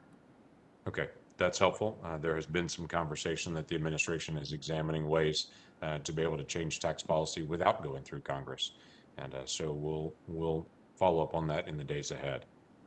Mr. Harris, I do want to ask you just about the economic effects of the unemployment assistance that's currently ongoing and your thoughts on continued growth of unemployment assistance. We've seen a tremendous increase in the number of job openings in America. In my state, we have the largest number of job openings in the history of my state that we've kept records. And we're struggling under the additional unemployment benefits that have been given out to where people literally make more not working than they do working. And it's been very difficult to be able to incentivize people to return to work, even though there's a tremendous number of job openings. Do you see that as good economic policy in the days ahead to be able to continue something like that?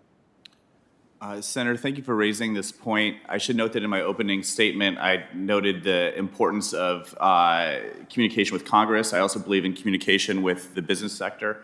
So in my discussions with various business leaders and companies, I have heard this concern that they're finding a hard time in certain instances hiring workers. I will say that I also committed to being evidence-based and looking at studies that have come with the San Francisco Fed and various other educational institutions, universities. I have not seen the evidence showing that the $300 plus up has yet been a substantial detriment to hiring. And so I'll continue to monitor that, and I think this is a valid point. Look forward to that dialogue. I would invite you to meet with any employer you'd like to in Oklahoma. If you'd like to come to Oklahoma, I could drive you around and let you get a chance to meet a lot of folks that would certainly disagree with the San Francisco Fed in that. With that, I'll yield back. I thank my colleague, and we want to go on. I just want to be clear on this unemployment issue.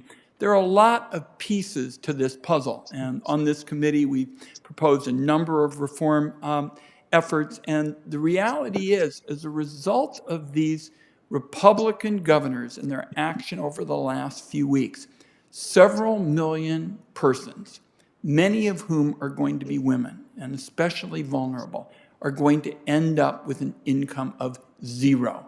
They will have lost not just the $300, but the extra weeks. If they're a gig worker, they'll lose that, and they may have exhausted their benefits. And I don't believe any member of Congress wants to see people destitute that way. So we're going to continue this debate, and there have been a number of reform proposals in this committee. There are 53 different systems. If you look at the way they're set up administratively, we proposed a uniform baseline. So we're going to continue that discussion, and Senator Casey is next. Mr. Chairman, thanks very much. I want to thank the nominees who are in front of us. I'll direct my questions to Mr. Harris and Ms. Batchelor.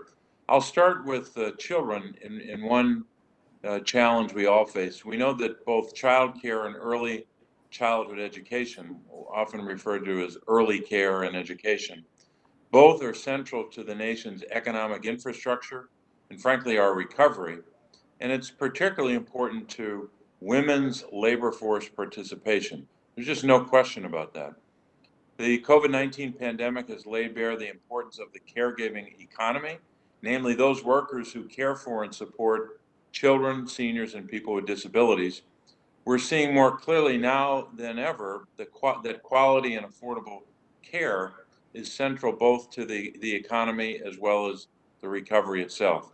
I was glad to see a measure that I have been leading for the last number of years to expand one of the 3 tax credits we've focused on in the rescue plan, the Child and Dependent Care Tax Credit, shorthanded the Child Care Credit.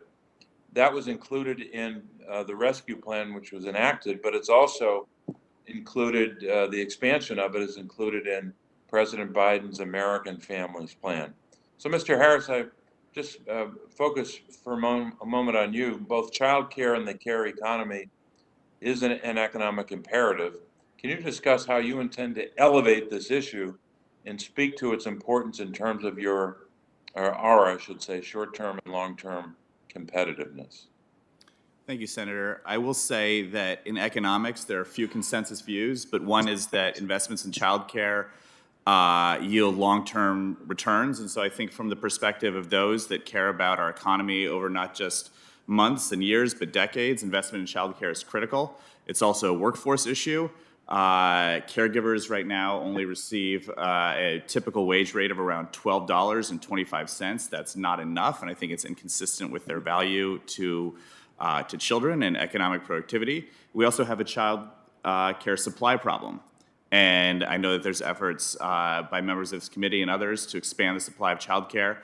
And lastly, of course, you just mentioned, Senator, there's a massive affordability problem. And that results in less labor force participation and puts our economy at a disadvantage relative to some of our competitors. So for all these different areas I've just laid out, I commit to continuing to study this issue, to elevate it, and to serve as a faithful advisor to the Treasury Secretary on this issue.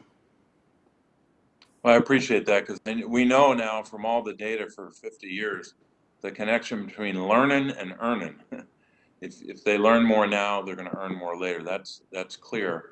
So we can't talk much about economic growth or outcompeting China or growing GDP without early care and learning. Ms. Batchelor, I know that making this child care credit permanent is a priority for the president, and I hope to work with you on this, as well as a long overdue expansion of the ABLE program, which is, for those who don't know, it's really a 529 plan for people with disabilities, and I look forward to that in working with you. I don't know if you have any comments on either issue that you'd want to make. I would look forward to working with you on these issues if confirmed, Senator, and share your concern about childcare. As a new mom, it's become particularly visceral to me how important access to quality childcare is. And on the Child and Dependent Care Tax Credit, I would also be particularly interested in looking at ways to partner with and support the IRS and making sure that people are claiming benefits to which they are entitled. Well, thanks very much. And my last question pertains to a bill that I've been advocating for a number of years, an automatic stabilizers bill for regional and national recessions. We know that after 2008, we had folks who were huge numbers of Americans. I guess it was something in the order of 8 million unemployed, but many for several years, and we didn't have a strategy for those workers. We know that communities will continue to suffer from the persistent challenges flowing from the pandemic, whether it's a localized recession or a large, massive job loss in a particular community. Mr. Harris, I know that my staff has talked to you about this issue, but just wanted to hear your views on legislation like that or policy like that with respect to the economic recovery ahead and how we have to focus on stabilizers for localized recessions. Thank you, Senator. My view on automatic stabilizers are that they can be a critical part of a macroeconomic response to a downturn. But of course, our economy is not just a national economy, but the sum of local and state economies. So, while I commit to studying your bill and your approach in further detail, as described to me by your staff, it feels like a very worthy approach towards supporting local economies, which may experience downturns in times when our national economy does not. Well, thanks very much. Thank you, Mr. Chairman. Thank you, Senator Casey. Senator Warner is next. Thank you, Mr. Chairman. And let me just follow quickly on what my friend Bob Casey just talked about. I'm all for automatic stabilizers. I know, Mr. Chairman, you've been in favor of that as well. But we got to have the IT systems to be able to allow that movement in benefits, and applaud the efforts you did, Mr. Chairman, at the beginning of CARES. I think many people wondered how we ended up with that $600 a week plus up in the midst of the crisis. And as you well know, I think we all were willing to have that move as the economic circumstances changed. But our IT systems are so old that they couldn't they couldn't adjust. As a matter of fact, my understanding is the previous administration's labor secretary said it would take 6 months before the Department of Labor could even get their IT systems to adjust in any fashion. So I agree with Senator Casey, but we've got to make sure we make the investment in our IT, both at the state and federal level, to have that ability to change unemployment plus ups as necessary. Ms. Batchelor, I want to talk to you about, as you know, Chairman Wyden and Senator Brown and I put forward some ideas on international tax, an extraordinarily complicated arena. And while I would argue some of the things, while I was generally not supportive of the 2017 efforts, they did in the issues around deferral, and they did grapple somewhat with the repatriation issue. But at the other hand, what they did was, I felt, gave away the store. They moved America from being, near the top on international tax rate to literally the bottom. And we are now, depending on the cut, either 33rd out of all 35 OECD nations or 35 out of 35, but being the world's largest economy and at the bottom in terms of collecting revenue from our businesses, I think is unfair to the American people. And I guess I don't want us to go back up to the top, but I also think we do need to be somewhere in the middle. And some of the efforts around FDII and BEAT and the 10% implied guarantee for companies that go out and build factories in high tax jurisdictions like Germany doesn't treat us fairly. How do we get at this? How can we make sure that we keep American business competitive, Ms. Batchelor, but at the same time make sure that the American people actually get a fair share of and a responsible share of revenues coming from our business partners? Thank you for the question, Senator. And if confirmed, I would be eager to work with you and members of the committee on international tax provisions and corporate tax provisions more broadly. I share your concern about competitiveness, and would note that in terms of the U.S. corporate rate, that even under the president's proposal, the rate would be lower than at any point since World War II, other than since the TCJA. So would be very eager to work on the president's agenda, both in terms of the corporate tax and in terms of the international provisions specifically. And I recognize this is a highly technical area, so if confirmed, I would look forward to, together with the Treasury staff, assisting you in any agreements that are reached in this area to make sure that they're technically sound and drafted so that they operate in the way that is intended. Well, I hope one of the things that could help move us forward and stop some of the forum shopping that goes on by companies, and I hope Secretary Yellen will be successful, and that is having our partners in the OECD set some level of minimum corporate tax rate so that you can't escape to the Ireland-type tax havens and in a sense, avoid obligation. I see my friend Senator Cortez Mastow there. I was going to go ahead and make my commercial again about to this panel about the one of the things we can deal with in terms of the wealth gap, and I've talked with these nominees about this, is to look at a new product, Chairman Wyden, that would, in a sense, have a first-generation home buyer pay the same mortgage payments that they would pay on a traditional 30-year mortgage, but with an interest rate subsidy, actually create a 20-year mortgage product. And that would actually double the wealth accumulation for first-generation home buyers. And I look forward to working with the administration on that proposal. Let me just close with a personal note that we've got great nominees there. I want to single out, though, Jonathan Davidson, who helped me for the first number of years before my friend Michael Bennett stole him, where he became chief of staff. And I would respectfully ask all of my colleagues, even my Republican colleagues, to cut Jonathan a break and make sure he gets a resounding positive vote. He will do a good job as on the ledge side for our Treasury team. Thank you, Mr. Chairman. Thank you, Senator Warner. And I want you to know two things. One, we're working on a first-time homebuyer approach as well. So I think it's particularly constructive what you're talking about. And also, apropos of this whole question with respect to stabilizers and the like, and Senator Bennett and I have had a proposal on that. You have to update the technology. When we put together the $600 extra per week during those dire times in the spring of 2020, I remember conversations with business leaders, and they were talking to me about COBOL programming. And some of them thought it was 20 years old. And I said, respectfully, we're talking about 60 years old. So we're going to make those investments, and that's legislation that this committee has been very much committed to. Senator Cortez Mastow is next. Thank you, Mr. Chairman, and congratulations to all the nominees.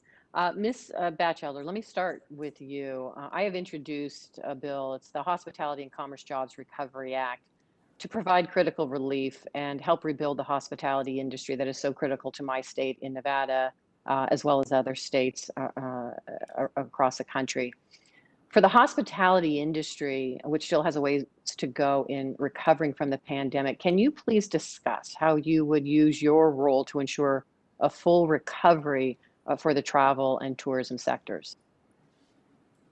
Thank you for the question, Senator. Thank you for the question, Senator. And I would be eager to work with you on your proposals in this area if I was lucky enough to be confirmed. I certainly can see why the pandemic could be devastating for the hospitality industry, and think that's an important sector that we make sure tax policies and other policies are helping it recover adequately.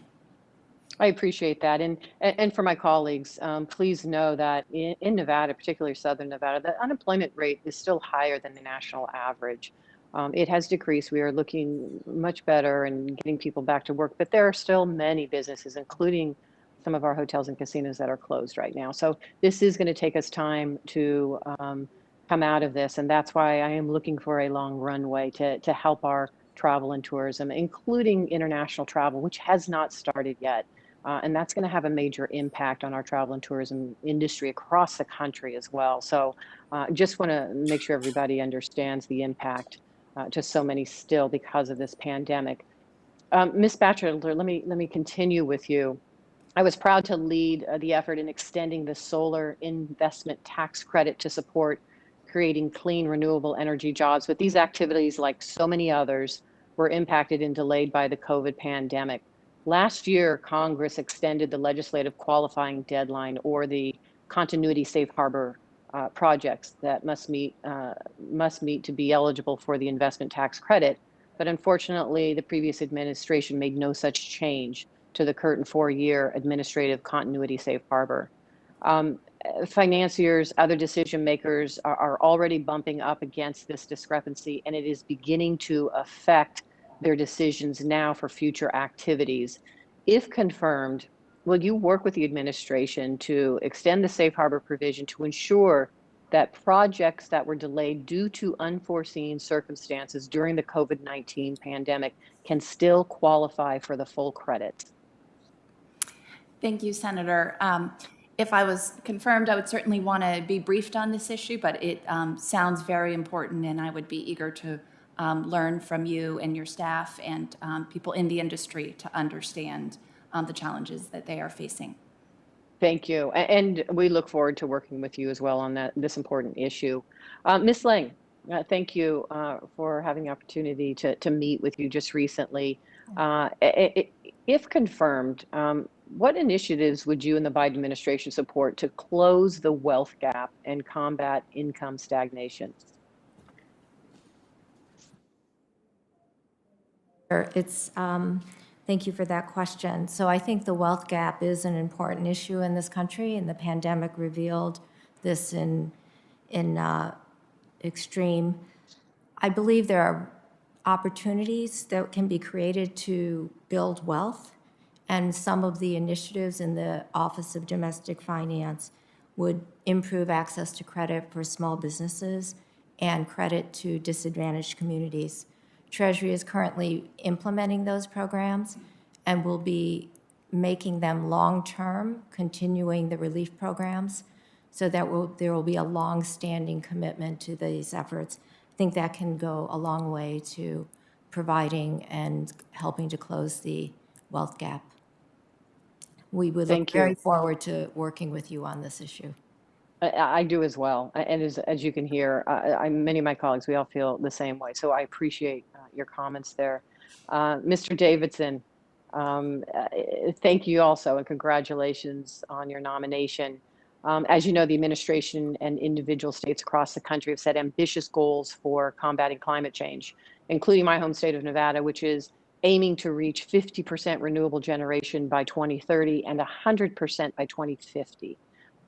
In pursuit of these goals, I was proud to lead the effort in extending the solar tax credit and joining my colleagues, Senators Carper, Burr, and Stabenow, in introducing the Securing America's Clean Fuels Infrastructure Act to provide incentives to support building necessary infrastructure as the country moves towards electric vehicles. If confirmed, how would you work with Congress to advance legislation like this that helps us build a clean energy economy and address the climate crisis?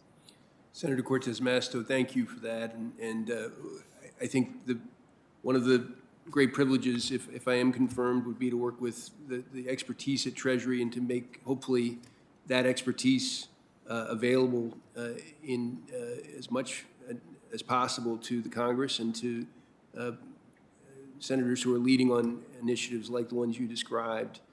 We'd love to, if I'm privileged enough to be confirmed for the position, I'd love to engage with you and your staff to see how much progress we can make in the areas that you're leading on, especially in the climate area. Thank you, Mr. Davidson. Thank my colleague for her leadership. We're going to be on a sprint now to see if we can get this done before the end of this vote. And Senator Daines is next. Thank you, Mr. Chairman. By the way, that conversation on first-time home buyers is so important. I agree with you. And I think we'd like to make it bipartisan. Yeah, one of the concerns, though, I have is with the inflationary pressures now on the economy. The worst thing we could do is to see the inflation continue on. Of course, interest rates go up would be probably the biggest impediment. So something we want to keep an eye on. But thank you.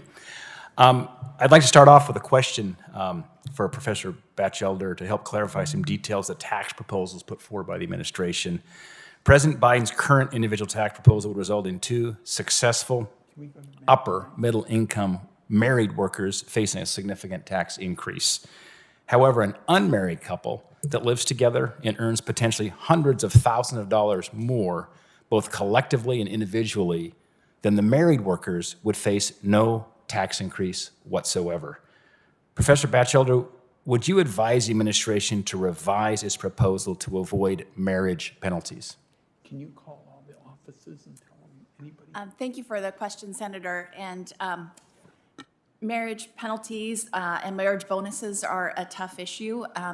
The U.S. is actually unusual in that we allow couples to file jointly. Most countries have married couples filing singly. And when one does that, you don't have the problem of marriage penalties. Unusual compared to what countries?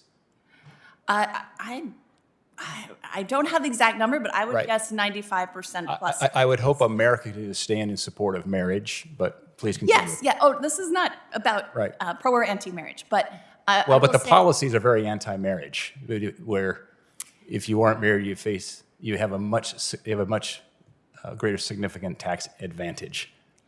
Well, currently the way the code is structured, there are both marriage penalties and marriage bonuses. It depends on how the 2 members of the couple, how their earnings are relative to each other. So in some cases, when one gets married, you collectively pay a lot less in tax, and in other cases, you pay more in tax. And that is a function of the fact that we don't do signal filing. So do you think the marriage penalty is good policy?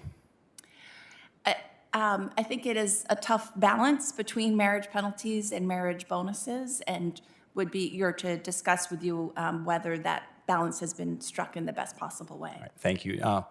Dr. Liang, if the Federal Reserve in the future adopts yield curve control measures, how, if confirmed, would you advise a Treasury Secretary regarding potential coordination with respect to implications for any target by Treasury of the weighted average maturity of our outstanding debt?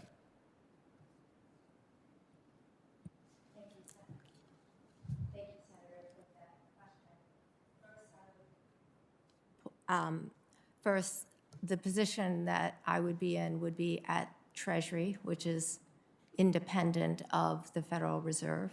And having spent many, many years at the Federal Reserve, I understand how fiercely they defend their independence, and I think it is important for macro stability.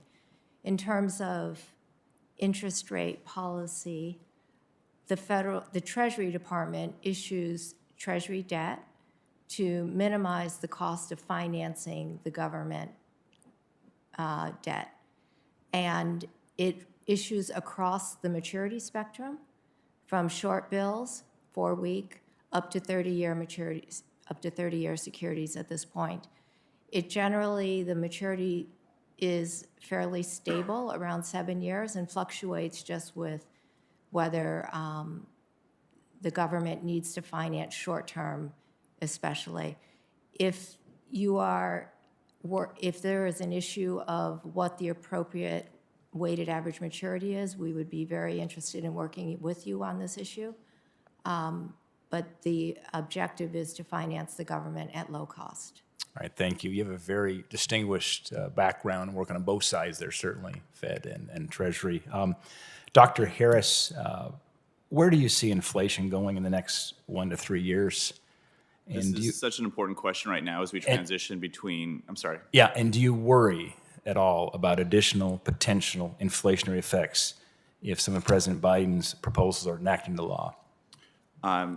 Thank you, Senator. So this is such an important question right now as we're transitioning between a recession and the recovery.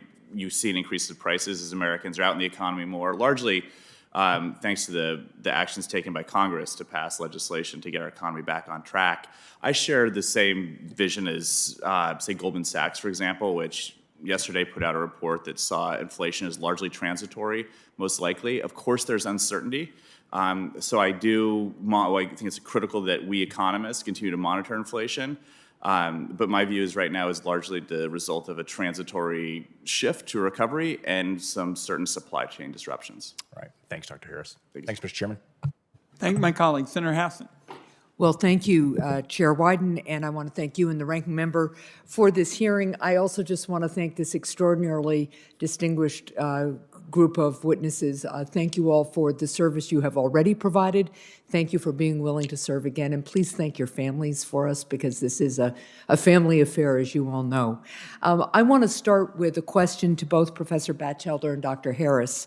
I'd like to ask you about the importance of promoting workforce development. Today, I introduced a bipartisan bill with Senators Young, Cortez, Mastow, and Scott that would modernize and expand tax-free education and training assistance that employers can provide to employees to meet their business's needs. Professor Batchelder, how can we leverage the tax code to give employers tools to hire and retain workers? Thank you, Senator. I am aware of your bill and had not been previously aware that the provision at issue had not been indexed for inflation in so long. So would, if confirmed, be very eager to work with you on your ideas in this space and provide assistance in any way that we could from the Treasury. Thank you. Dr. Harris, how can promoting workforce development help businesses and workers during the recovery from COVID-19? So workforce development in economic models features front and center in economic growth. It's very difficult to imagine an economy which is experiencing healthy and robust and sustained growth without a healthy investment in workforce development. So I would describe it as critical, but particularly now when we're seeing such a widespread shakeup in our economy and our workforce, in our labor markets, in our general approach to doing business, it's a critical aspect as we transition between recession and recovery. I don't see it being nearly reaching its potential without substantial investment in workforce. Well, thank you, and I would look forward to working with both of you on the bill that we just introduced.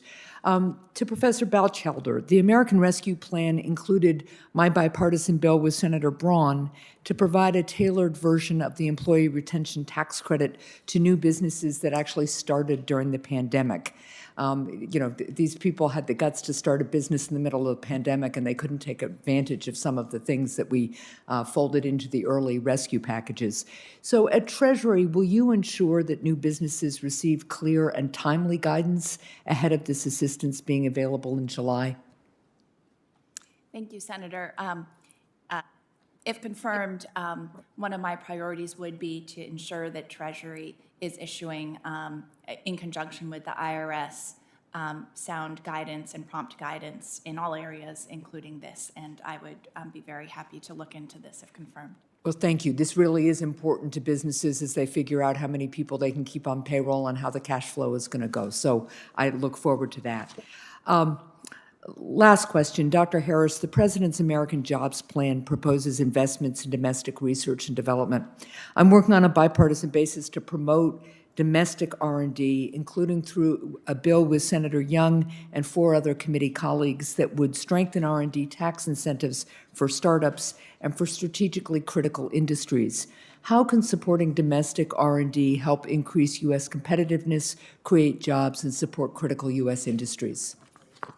Senator, I should say I'm incredibly eager to work with you and your bipartisan colleagues on this issue. I see investment in research as being a critical step towards ensuring America's long-run competitiveness. If we look at trends internationally, particularly China and other competitors, they are catching up in terms of the dollars they're spending. And I think that if we want to see America to continue to dominate on the world stage from an economic perspective, investment in research is critical. Thank you very much. Again, thank you all for your willingness to serve. Take care. Take care, be safe, and thank you, Mr. Chair. Thank you, Senator Hassan. And Senator Warren, I believe, is on the web. I'm here. Thank you, Mr. Chairman. Great. Thank you. So congratulations to all of our nominees. I want to talk about how this economic crisis has affected women and families. This year, women's workforce participation hit its lowest levels since 1988, and 26% of women who became unemployed this year said it was due to a lack of childcare. Mr. Harris, when you look at the data, do you agree that lack of childcare is one factor that is now holding our economy back? I agree that, yes. I mean, I agree that lack of childcare was a massive concern prior to the pandemic. It is a continued concern after the pandemic. And women's labor force participation, as you mentioned, Senator, is a critical aspect to long-term growth. And without a solution, particularly on the supply side for childcare, on the affordability of childcare, I don't think we'll see the levels of participation that we need in order to see the levels of growth that we want. Thank you, Mr. Harris. In fact, you are right when you refer to it was already a problem before the pandemic. You know, this year, the pandemic showed us what working families have always known. Childcare is critical infrastructure. And yet for generations now, we have underinvested in our babies and we have left parents to just try to work it out on their own. Even before the pandemic, half of all Americans lived in childcare deserts, which are areas where there aren't enough licensed childcare slots for every child who needs one. And COVID only made this worse, as thousands of childcare providers have been forced to shut their doors. At the same time, childcare workers, mostly women and disproportionately women of color, are being paid poverty-level wages. So, Mr. Harris, let me ask you this. Do you support a robust federal investment in childcare to support families and to ensure that these caregiving jobs are good, middle-class, dependable jobs? Senator, I do support a robust investment in childcare for a few reasons, including some of the ones I just mentioned. But it's not just about getting families and particularly female workers back in the labor market. It's also just about making lives easier for working families. It doesn't have to be so hard. You mentioned the workforce issue. I believe the typical wage, I mentioned this earlier in my testimony, the typical wage for a child care worker is $12.25. That's inconsistent with their value towards children, and it's inconsistent with what we know about investment in child care and long-run productivity. So I am absolutely supportive of such an effort. Good. Well, thank you, Mr. Harris. I appreciate it.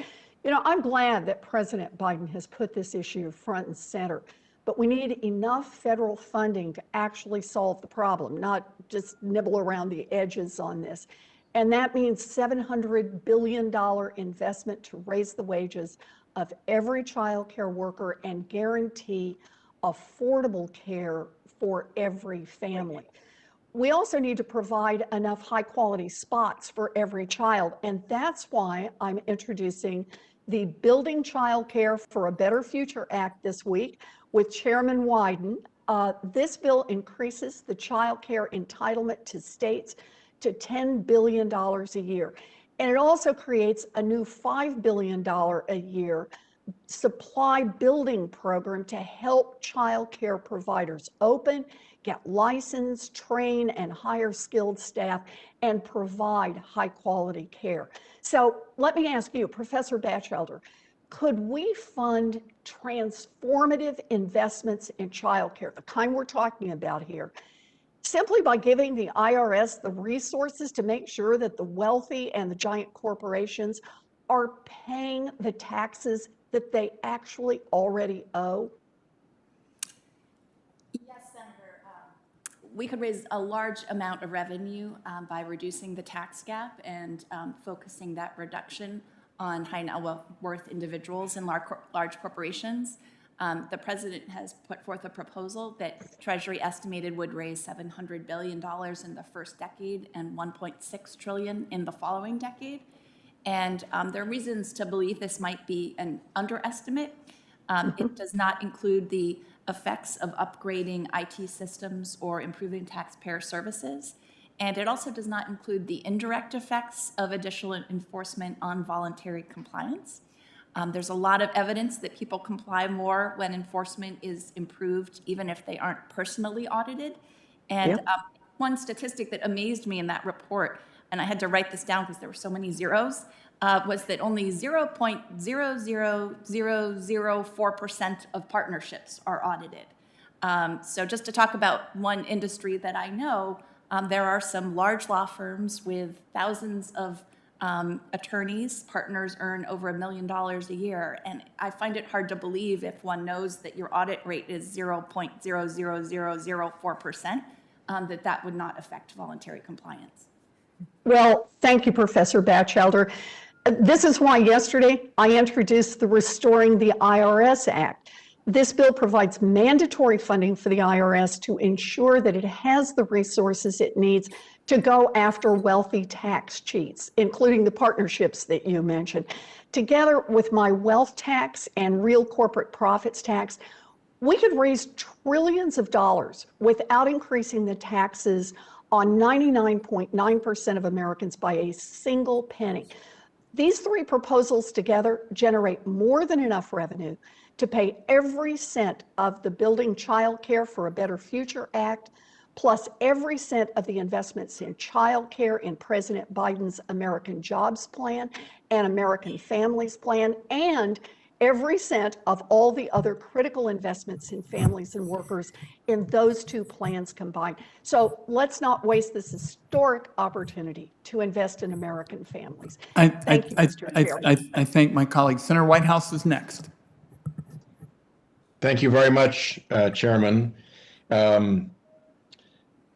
Batchelder, you all are going to be working on trying to clean up the offshore tax swamp with an international minimum tax so that it's not a race to the bottom in corporate tax avoidance.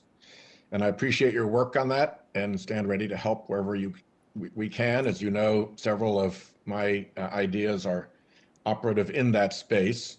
The point that I'd like you to address here is what happens in America when an American company with a big offshore presence is able to garner for itself a lower overall tax rate than often, indeed usually smaller American corporations that don't have the scale to get involved in offshore tax gimmickry or offshore international operations, and now have to compete with a company that gets the advantage of a lower tax rate from having offshore operations.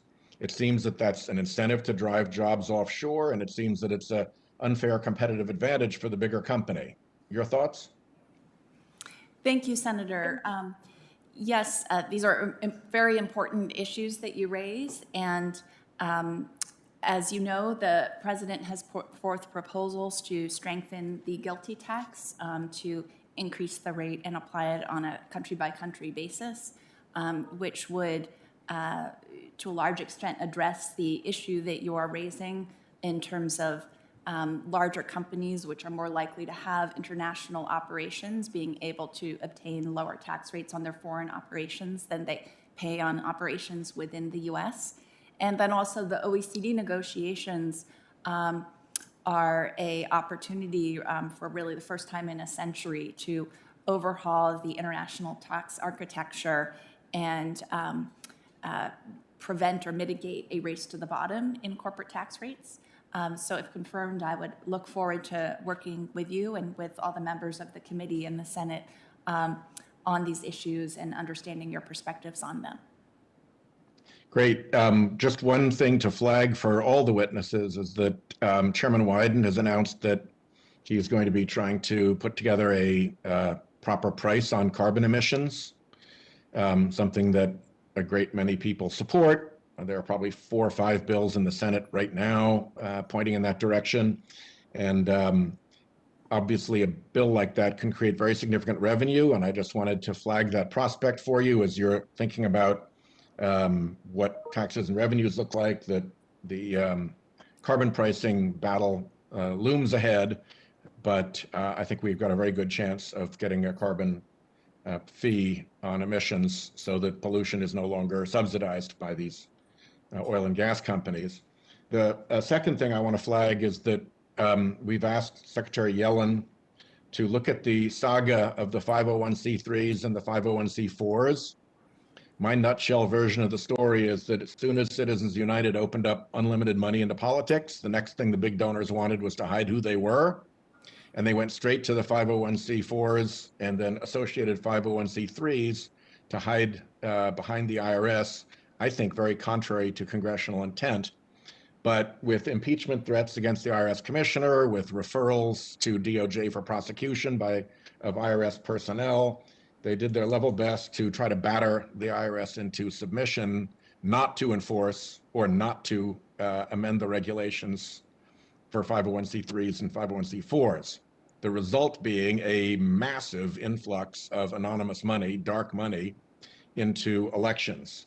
I think it's important that we look back on that period and get a true narrative, one consistent with the Treasury IG report, that showed that the original narrative cooked up by the dark money groups was false, and that we clear out the appropriations riders that were erected to defend the dark money operation so that Treasury can regulate again in this space, and that we clean up the swamp of dark money and the misuse of the 501c3s and 501c4s that is now so profoundly a part of our political system, and newly. We didn't have this more a decade ago, and now it's everywhere. And your world intersects with my world here because I have to live with the pollution of our political dialogue caused by these groups. So we'll follow up on those two things, carbon pricing and 501c3 abuse, but I wanted to flag them today. Thank you, Chairman. Thank you, Senator Whitehouse. Important issues. Senator Thune, you Thank you, Mr. Chairman. believe are out there. Yeah, I'm out there. Good. You're on. Thanks, Mr. Chairman, and thanks to all our panelists for their willingness to serve. Let me ask a question about the 2017 law. The Tax Cuts and Jobs Act introduced Section 199A, which provides a 20% 20% deduction for pass-through businesses such as sole proprietorships, partnerships, and S-corps, and with respect to qualifying business income. TCJA introduced the provision in part to shrink the bias between corporate and non-corporate income, and most small businesses in the country operate in pass-through form, many of which have been hit hard by the pandemic. In fact, I think 98, 99% of the businesses in my state are pass-throughs. Professor Batchelder, as the administration aims to increase taxes on corporations, what are your views on raising taxes on small businesses through the repeal of Section 199A? Thank you for the question, Senator. As I understand it, the president has not proposed any changes to Section 199A and has also committed to not raising taxes on anyone earning less than $400,000. And I share your concern about small businesses and would be eager to discuss ways to strengthen small businesses if confirmed. So your understanding is that there isn't going to be a proposal by the administration that would go after the 199A 20% deduction currently available to pass-through businesses with qualifying business income. Senator, I'm not currently in the administration, so I couldn't speak to any future plans, but have been reading everything that they've put out and have not seen any proposals to change 199 Cap A. Follow up on that, President Biden has said that nobody earning $400,000 or less would be hit by new taxes, but it seems to me that some middle-class Americans would be hit by the administration's new death tax, eliminating the so-called step-up in basis. Under the proposal, the untaxed gains on investment held to death would be taxed at the top rate of 39.6% above an exemption of $1 million per individual. And there's a good chance that some parents might die with an estate that's gained $1 million plus in value over the course of their lives, but their heir might be earning $40,000 to $50,000 a year. And that's especially true in the case of family farms and businesses where land values appreciate over decades, even though the farmer may be at times struggling just to break even. I understand the president has suggested an exemption for family farms and businesses, but it remains to be seen what that looks like. We've not seen any follow-up on that other than a general statement, how it would work and whether it in fact really protects anyone.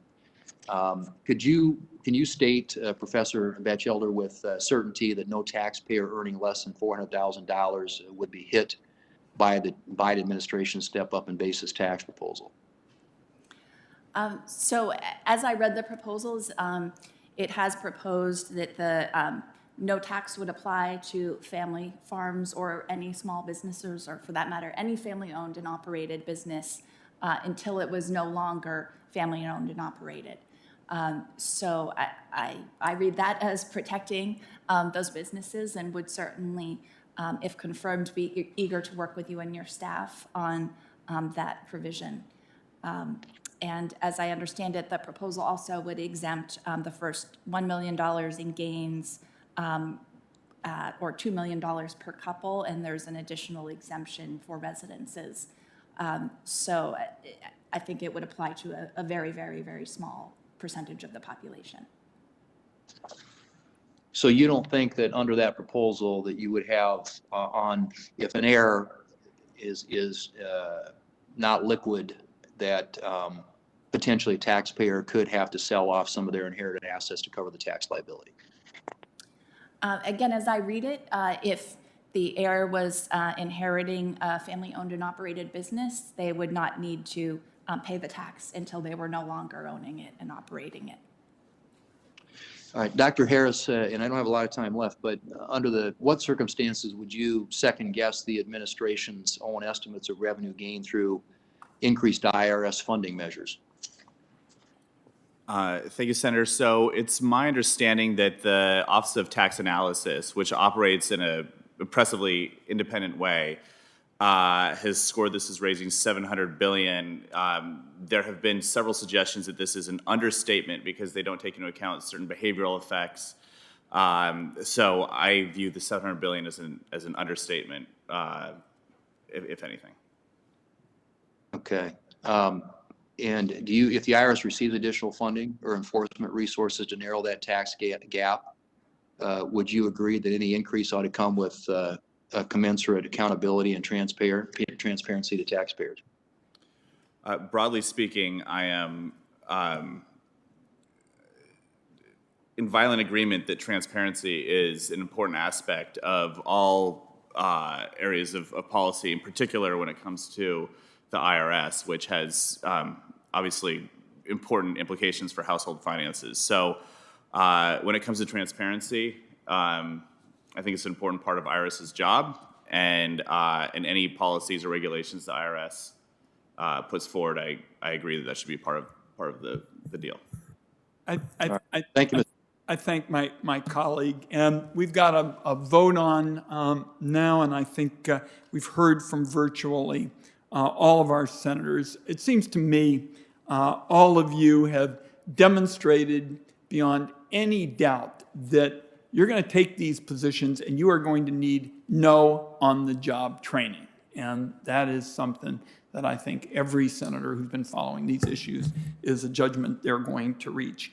And clearly, you're going to have your hands full because a lot of the challenges for the days ahead are going to be very different. I mean, tomorrow in this room, we're going to start talking about changing the 44 provisions in the federal tax code, which are now a crazy quilt that doesn't provide the predictability and certainty we need for an economy driven by clean energy. And what we're going to be spelling out is basically that anybody in America, anybody, whether they're in renewable energy or they're in fossil fuels, who can reduce carbon emissions can be part of an incentive system. It is new. It's what the times require. So I'm very appreciative of all four of you with a long track record of public service. And I think what you've shown today is that you're going to support policies that give everybody in America the chance to get ahead. And I'll just close by saying, I think that is what Build Back Better was supposed to be all about. And it also gives us a chance to build forward together. And that, too, is what our country is all about. With that, I remind my colleagues that questions for the record are due within a week. And with that, the Finance Committee is adjourned, and I thank our guests.